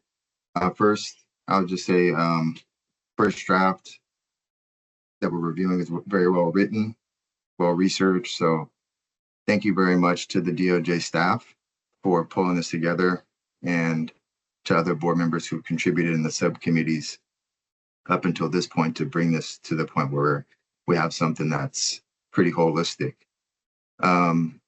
So one idea that comes to mind is also being uplifted in the chat through the public comment. There's a message from someone named Jean or John, Jean, and it talks about, you know, the ICE and federal agencies. Obviously, we're not, where the RIPA board is focused on state and local law enforcement, but you know, given what's going on in our state and in localities right now, I do think it would be helpful if we could think of a way to be responsive to what community members are experiencing and dealing with. This board is, you know, our scope is to address issues of race and ethnic profiling and law enforcement. And what's going on every day with these raids connects to race, ethnicity, national origin, and people are being torn apart. You know, people are being kidnapped, and it's devastating, you know. And I think if there's a way that we can try to be somewhat responsive to that, I know this, we're halfway through the year, so it makes things a little bit more challenging for us to try to weave it in. But if it's possible, I think it would be helpful to have some language to at least acknowledge this problem, because this report is going to come out at the end of this year, beginning of next year. So in terms of timing, you know, we should, if it's possible, I think that would be really helpful, just to make sure that we're meeting the moment and being helpful to what people care about. And, you know, thinking about how we could potentially do that, there's a couple of things that came to mind just in this meeting right now today. I didn't really think about it before, but one potential idea is that, you know, a lot of interactions with community members occur through traffic stops. And there could be instances in which somehow a traffic stop leads towards some form of immigration enforcement. We are a sanctuary state, and many localities like LA are sanctuary cities or counties. So it's not supposed to happen. But if the data show that there's any instances in which it has, I believe there's a stop result category that includes referred to immigration enforcement in it. So it'd be good to take a look at that to see if there's any, even one or two, that would be something that we should know about, because it shouldn't be happening in California or many of the localities throughout California. Another way is, another thing that I've heard about is, and there's actually been reports in the news, this is somewhat of an imperfect thought, but there's a section in the current draft of the report that talks about the use of automated enforcement technologies. So a lot of localities throughout the state are just pumping out cameras under the guise of advancing safety and other types of technologies. There's been reports around the nation, as well as in California, of ICE and other federal law enforcement entities accessing the tech in sanctuary cities and sanctuary states to conduct immigration enforcement activities. So if we have a section talking about some of the problems with automated enforcement technologies, this could be weaved in as one potential ripple effect that jurisdictions around the state should be aware of as they go about the process of rolling out these techs at a very rapid and somewhat alarming rate. So those are some ideas that come to mind on the what's currently going on right now.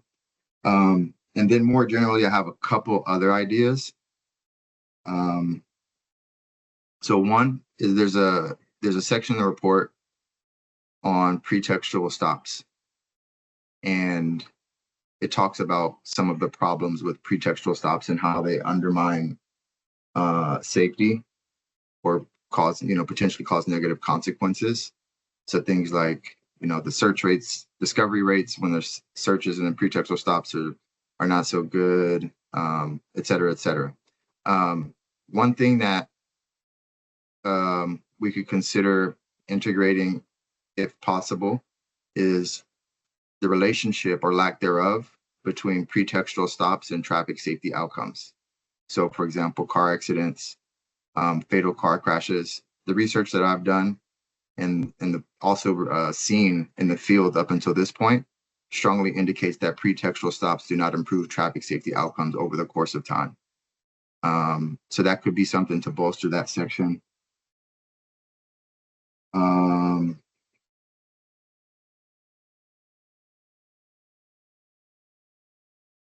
And then so one suggestion also on page 13 to get a little bit more specific on something that kind of caught my eye. I think the section on civilian oversight entities is very, very good. But I think we could, on page 13, there's a subsection on best practices cannot be created without standardized metrics. I would suggest slightly softening the language about best practices and standardized metrics, so it's not so I just maybe slightly qualify it. So maybe it says cannot feasibly be created without standardized metrics. I would suggest something along the lines of best practices would benefit from standardized metrics, so that we don't unintentionally make too strong of a statement and it's used subsequently in a way that we didn't think about. So those are a few suggestions.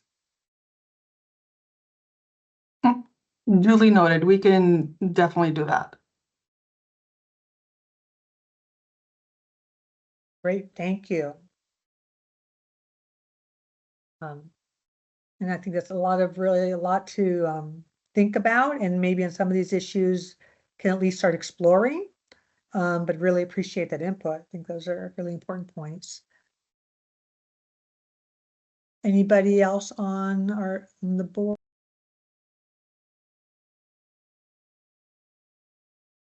Yeah, I had my hand up. So if that's okay.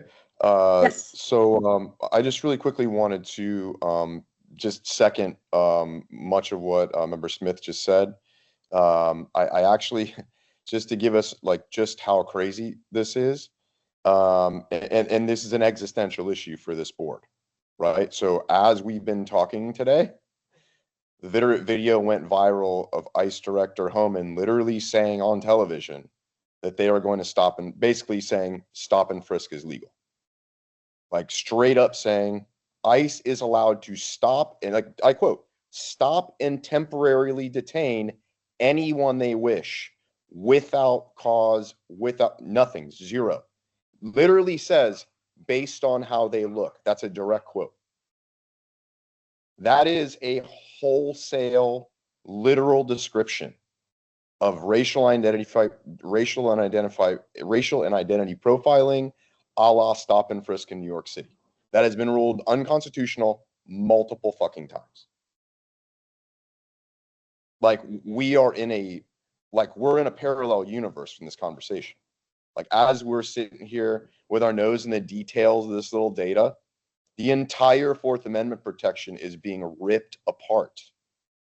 So honestly, like this should be a top line item of our report.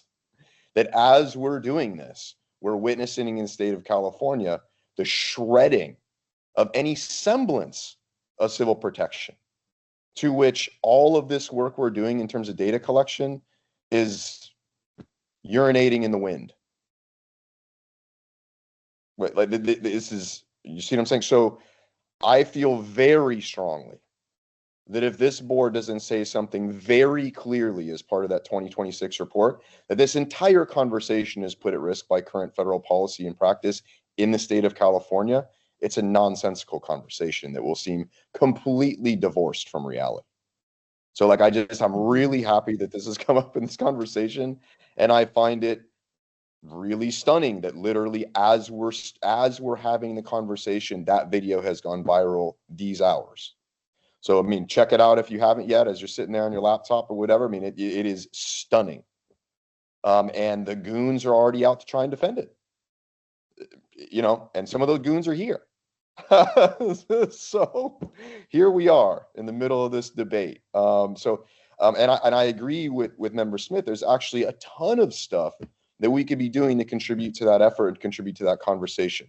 I agree with some of the ideas he had. I think there are many, many more things we could do as well. So for example, I think one of the first things that should be done, because one of the first people to respond to that video was Bonta. So I think this group should immediately reach out to Bonta's office and say, we want to join you in this fight. What can we do? How can we be working together to fight some of this practice in the state? I think that's a worthwhile conversation so that we're aligned in our efforts.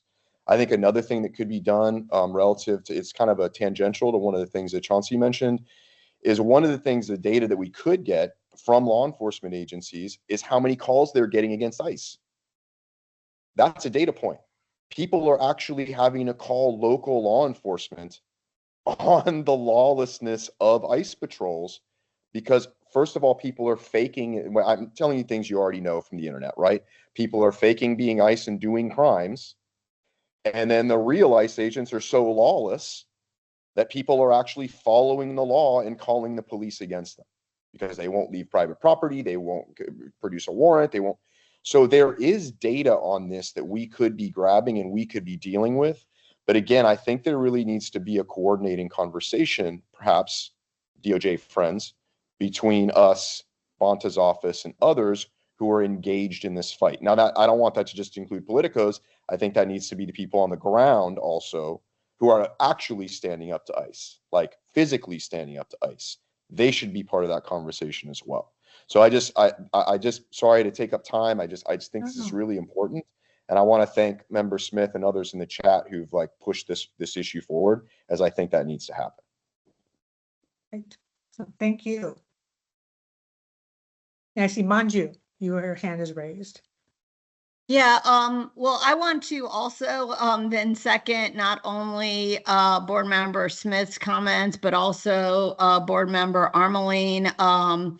I think in this moment, it's absolutely critical. I was actually going to mention the home in peace myself. Thank you for raising that.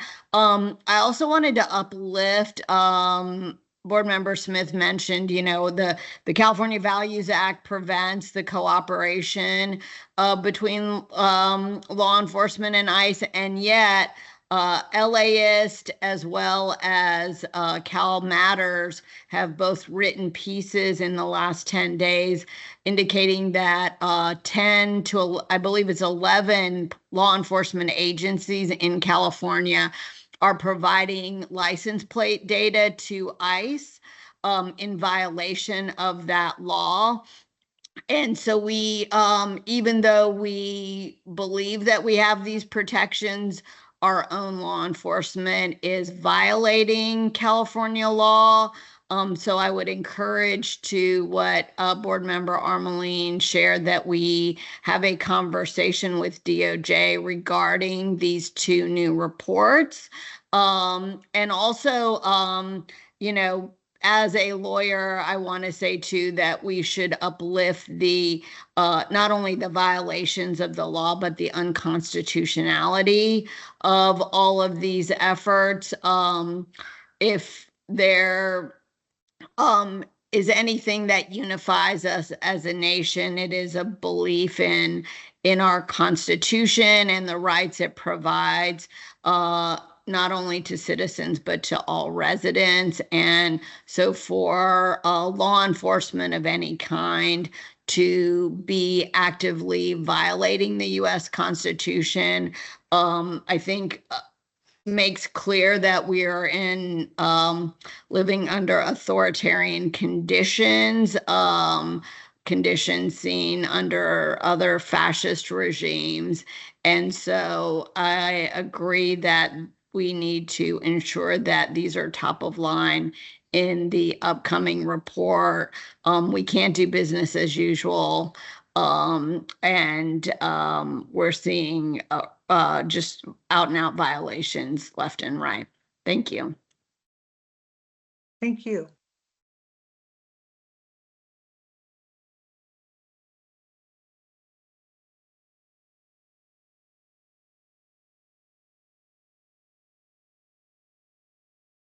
You're muted. Great, thank you, Machu. Thought I saw, let's see, is Diallo? Can everybody hear me I may okay? have missed. Yes, Sule? Okay. Yes. Yes. Thank you. Very much appreciate the discussion regarding ICE and kind of the urgency of the moment.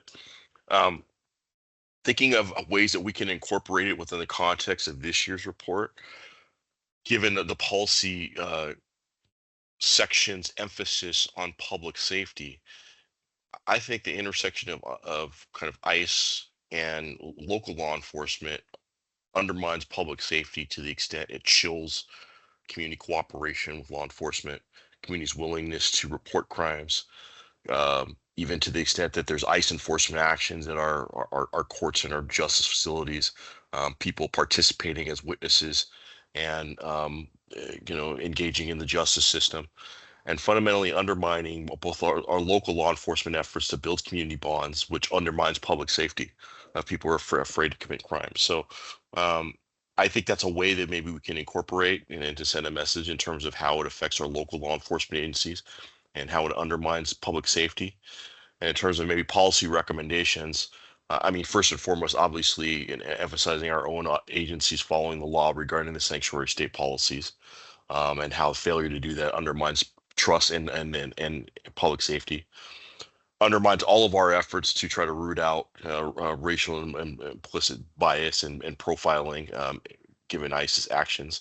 So in the current moment, it's incumbent upon our local law enforcement to be consistent in their policies, to engage the community in terms of what the policies is regarding sanctuary state policies and the individual agencies, to encourage that community feedback in terms of how ICE may be preventing or getting additional roadblocks for cooperation in the community, and ultimately undermining public safety. So thinking about ways we can kind of take this moment and incorporate within our mission, I think that may be a venue that we can do that. Thank you. Do you have any other board members who would like to weigh in on these issues or any others? I'd like to add, I agree with the statements that, we should definitely speak to the moment. And, ICE is also going around wearing vests that say police, so in terms of, public trust, and there is some talk about, although this authority does, and states do not have authority over what ICE wears, there is guidance and suggestions that could be given. And I want, my question is for the co-chairs and for DOJ, other than responding through the report, is there a possibility we could issue a statement or do a special call for a special meeting or community town hall or something about this particular issue? Last week, there was a lawsuit filed in the Central District specifically about the profiling that is going on and the tactics being used by ICE. We expect, if it hasn't happened already, an preliminary injunction to be issued by the judge today. So one is there, again, another mechanism other than the report that we can communicate these sentiments to the public? And then secondly, I was noting in the report about, I think it's under post about how they adopted the definition. It was option, I'm sorry, I just lost it, option B, which does not include inaction as bias. And I'm wondering also if we can tie that in and, you know, to all these calls to law enforcement, sort of this inaction of enforcing local law enforcement when it comes to people being profiled by federal authorities. Thank you. And I don't know, I referred to the DOJ staff about the issue about another mechanism that we may have. Also, given the fact that the amount of notice we need to provide for board meetings, but I don't know if our DOJ staff have any preliminary thoughts on that issue about other mechanisms for the board to express, you know, its views on this issue. Thank you, Co-Chair Sierra. I don't want to speak for the entire DOJ, and certainly not in response, you know, to comments from a couple of minutes ago. So I want to make sure that the answer is always that we can get back to you about the scope of the board's, you know, kind of additional abilities. I know that the board in the past, with regards to other matters, has voted on sending a letter to agencies about their position on things. And so I think that probably, just as we're talking about it, probably would require a vote at a publicly noticed meeting, when the next one would be in October. One thing I just also want to kind of clarify or just put it as a caveat, as a reminder to the board members, is when we're talking about the data that this report is going to be analyzing, this data will be looking at police stops and complaints of against law enforcement agencies that occurred during 2024. So not current data with regards to this year. So it's a little bit of a look back. You know, the law enforcement agencies complete their reporting to us early this year. And of the 2024 data. So all of our analyses is going to be about data that occurred before some of the more recent changes in some of the articles that you're talking about. So I'm not at all trying to diminish or distinguish in terms of the conversation. It's just that the data that we will see is from 2024, not 2025.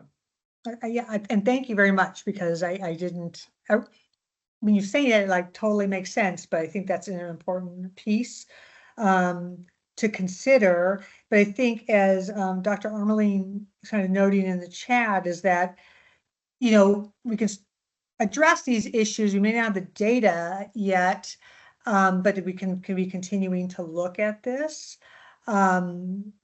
And I want to hear from others on the board about this, but one potential I'm thinking about here on this issue is that perhaps our DOJ staff can, listening to the variety of comments here, a lot of important points have been raised. We do have a data point for, I think it was mentioned about one of the actions during a stop is if, you know, immigration is contacted. Again, we don't have the data yet, but I guess we can talk about that data point. This issue seems very relevant to kind of our general, you know, just general issues of racial profiling, as well as public safety and how people feel safe, and also kind of the context and the reality of what people are living through, and for law enforcement and all of us to understand how, when, you know, you're piling on then additional racial profiling and stops, like really what the impact is on people. So perhaps one approach is for our DOJ staff to think about these issues for the different chapters, and it may be in every chapter there's some discussion of this that would be relevant for those chapters, and then be prepared in our subcommittees, be prepared to really have some deep conversations about this and how to incorporate it to the extent possible for this year's report. So that would be, you know, one possible approach to address this issue. But I do want to hear from others about their thoughts on this you know, or any other issues on the report. If I could just summarize, I guess, for the notes and for the public's benefit, my understanding is that our inability or to kind of take action today is because voting on such an issue was not noticed for this meeting, and we can't take any action until our next noticed meeting if it's agendized, which would be in October. So any inaction today is not because we don't recognize or don't care, it's because of the rules that we're governed by, if that's accurate. That's my understanding as well, and I would think that, like I say, like we did a letter or some kind of statement, that we would want that drafted so we all can consider it and then vote on it. And unfortunately, we wouldn't be prepared to do that today. And then it can be agendized as well in October. And yes, I mean, we could have a meeting before October. We just have to make sure that we do have the sufficient notice for that. I think it's 45 days notice that we need.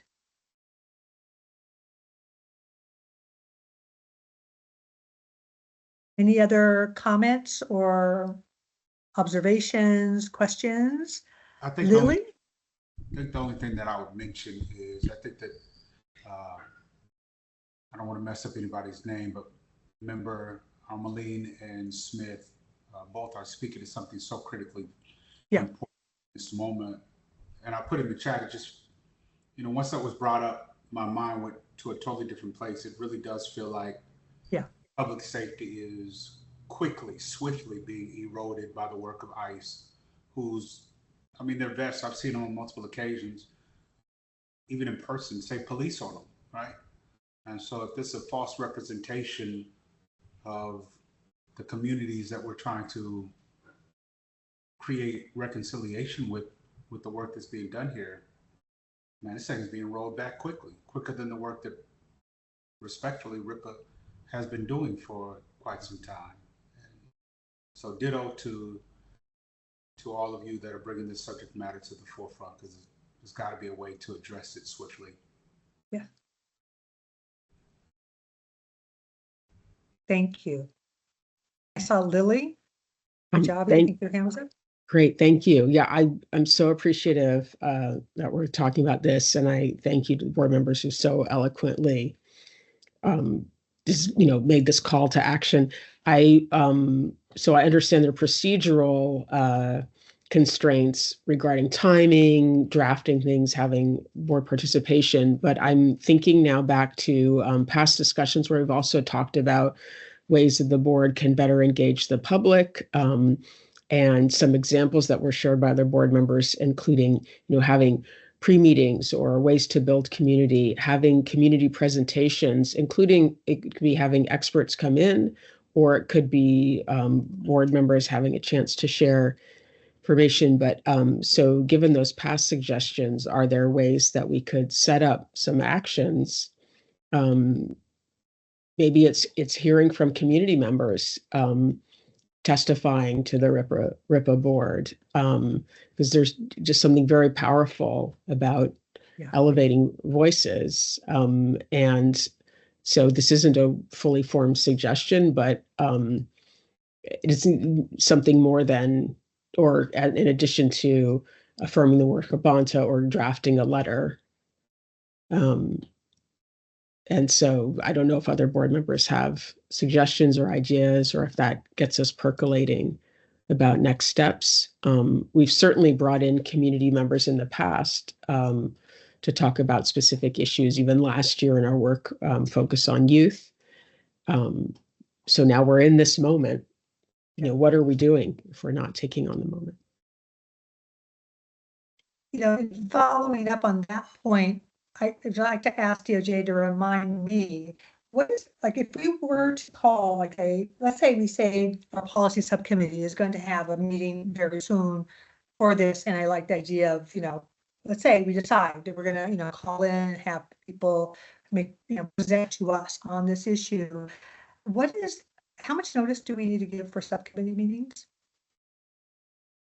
If anybody at DOJ has that off, can get to that. I believe, thank you, Co-Chair Sierra. I think I believe for a subcommittee meeting, it's 10 days ahead of the subcommittee meeting that the agenda needs to be publicly noticed. For a full board meeting of the type that we're talking about here, with an agendized item of the type that we're discussing, either a letter or some sort of comment from the board that they would take a vote on, that's 60 days. But I think for a subcommittee meeting, it's 10 days. So that may be one potential approach, is to call a subcommittee meeting that is very targeted on these issues, both maybe getting, additional insight in these issues and also kind of really thinking through like next steps or any action items that, that we can do as a board. I see Chauncey Smith.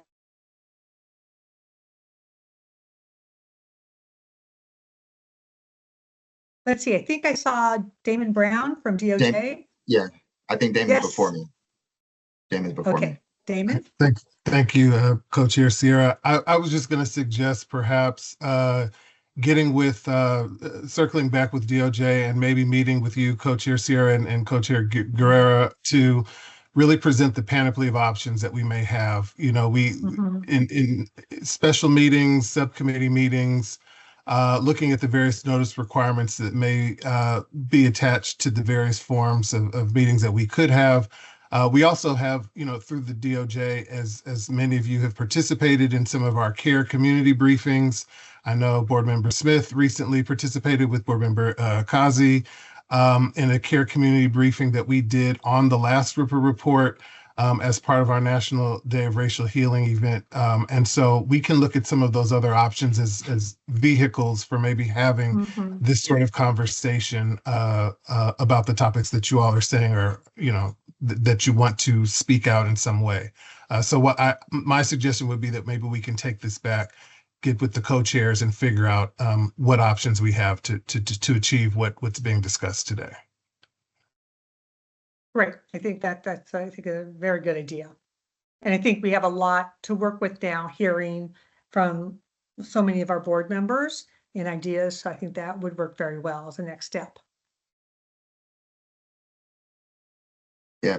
So if I may now, thanks. I appreciate that, Damon. And I agree. That's where my mind was going. I've heard like maybe 10 ideas, and they all sound great. So I appreciate the lead thinking of yourself and others who can kind of help us navigate some of this. And then, it's been a very rich discussion. I'm very heartened by all the ideas and the fact that, everybody's kind of on the same page on this. One caveat about the subcommittee idea is that if other board members show up, how does that play out? Because then it's like a board meeting, like not a subcommittee. So I don't know if that's like a ripple effect. If we went the sub route, then like who can show up, or how could we all participate in a way where it doesn't make it a board meeting? That's the only thing that came to mind. But just heartened by all the ideas and excited to continue to work on this piece.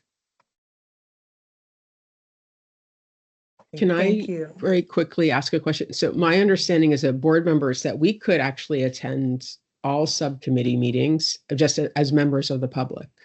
Is that, yeah, I was about to say, I'm assuming that has to understanding. be correct. Okay. Yes, that's my understanding, but I think there are limitations on the participation aspect of the non-subcommittee members that are on the board, but at least could be present and listening.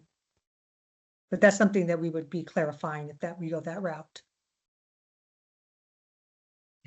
Thank you for that.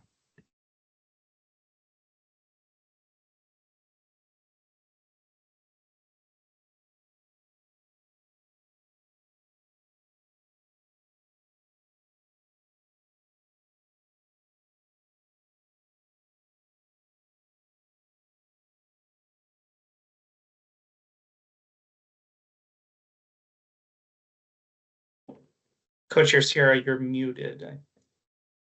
Thank you. I was saying, I was looking to see if there was any other hands raised. I don't see any, but if anybody else, even if you you can't raise your hand for some reason, if you just want to jump in, if you want to add your comments or thoughts. I want to make sure I'm not missing anybody. Yeah. Okay. Well, this has been, yes, a really rich discussion. And I think that we have, for DOJ staff, I think the idea, from Damon Brown about, first meeting with myself and Andrea Guerrero as a co-chair, thinking about, possible next steps, having heard all these ideas and thoughts and observations and concerns by our board members, and as to potential next steps. And in addition, I think that to the extent that the DOJ staff is able to address some of these issues into our current draft, as we were talking about weaving them in, and really, given the urgency of these issues, and they are so much related. So there's so many issues that we're working on in this report, that could be presented. That's kind of that's a kind of second path, but that can be presented at the next subcommittee meetings. And I think probably each of the subcommittees would have a part in this, particularly the SOP data, accountability, and the state and local policies. So I think that would be, another due out, to the extent that our DOJ staff can do that, or, and to the extent that we have some data from, previous data, to the extent that there's data points that are relevant to this, that our research services can be looking at, even though, at least so that we have a baseline, if we're continuing to look at this issue in the next year, or, and moving forward. For our DOJ staff, do you have, questions, or do you feel like that's enough direction for next steps? I thank you so much, Co-Chair Sierra, and to all the board members for this fulsome discussion. I think we have this sounds like a game plan in terms of meeting with the co-chairs, talking about the kind of the constellation of options that the board may participate in and engage in with regards to this issue, and then also in the upcoming subcommittee meetings that we would be also revisiting this for each subcommittee, this topic.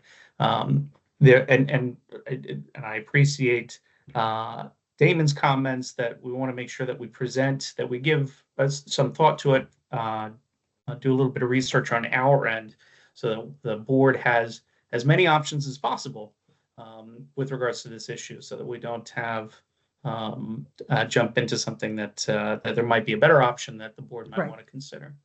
Right. So we want thank to you be so much. Yeah, no, thank you. And, I agree. And we want to be both timely, and also strategic about this. So we have, we're impactful. So thank you. Okay. Well, I think if I don't hear any more comments, there's no more comments, questions, observations about our draft report, I think we can then move on to agenda item 9. Before I do, I just again want to thank our DOJ staff and the work of all the subcommittees in getting us to the place that we are. And I think, we're really very much on target, and now have an ability, I think, to kind of also do this maneuvering to be able to address, what is really, this very timely issue that we have just been discussing. So thank you, everybody, for their work on this. Okay, we can move on then to agenda item number 9, which is public comment. And I'll just open it up, and I will raise your hand, and I will try to call people in the order that their hands are raised if we have additional public comment. And I think, as was noted earlier on public comment, it provide a space for the public to provide us their input, that we don't usually engage any question and answer or discussion, but we do take into account these comments and consider them as we are moving forward with our work as the RIPA board. So I will open it up to the public.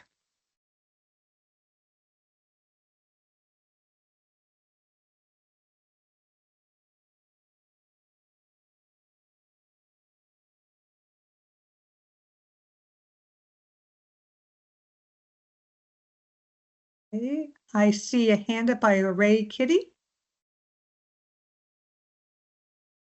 Yes, Ray. But we don't hear you yet. I hadn't done my mic yet. There you go.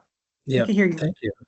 I just wanted to say, how much I appreciate all the work you're doing. And I've been looking at this data for 4 or 5 years and have found interesting things, which I won't go into here. But, if somebody mentioned they're on other boards, I'm on the Santa Clara County CCLEM, which is Corrections and Law Enforcement Monitoring. And, we need to really step up our game, become more informed about what we can do at the county levels. And, the RIPA information and the resources it provides are really important. So, let's all take advantage of that. That's it. Thank you.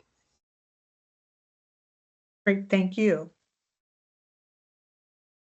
Do we have any other members of the public who would like to give a comment?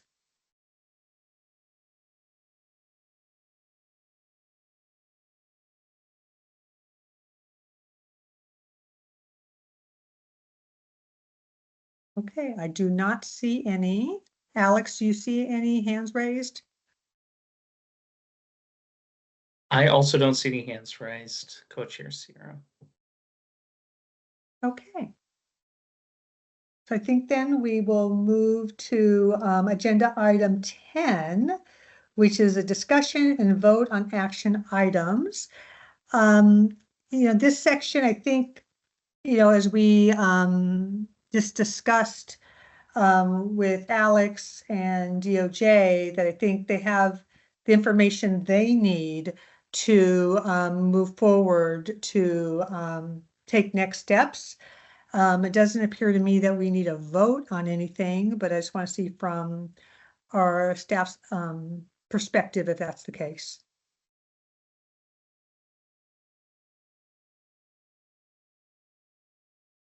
From DOJ's perspective, these items that we've discussed here, don't require a vote of the traditional type that you need for Bagley-Keene purposes or anything like that. So we can certainly prepare these. We can work off of what the feedback is from the board to prepare these options, discuss with the board co-chairs about potential options for board's consideration with regards to these issues, and also work on subcommittee discussions going forward. So we don't need a vote in this. This is more just in case there was a need for it. Okay. So before we adjourn, I'm just going to then, since item number 10 is a discussion, if there's any other point anybody would like to make relevant to the issues we've been discussing, this is your opportunity.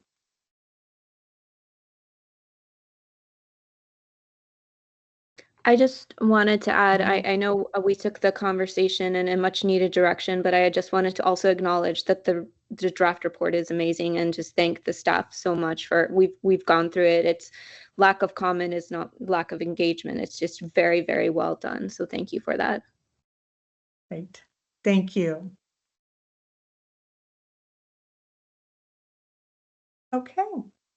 Well, with that, again, I really appreciate the input of all of you, and this has been a really, really great meeting, and I look forward to working with all of you moving forward. And I think it's just been, we're going to end up both, really meeting the moment and being able to provide our state with some, really helpful information and a really, really impactful report. So thank you for all your engagement on this. And I'd like to thank all the members of the public who are watching and all those who provided comment. And of course, to our DOJ staff, we can't thank you enough for all the support that you provide us. So with that, we can adjourn our meeting. Thank you all very much. Thank you. Thank you.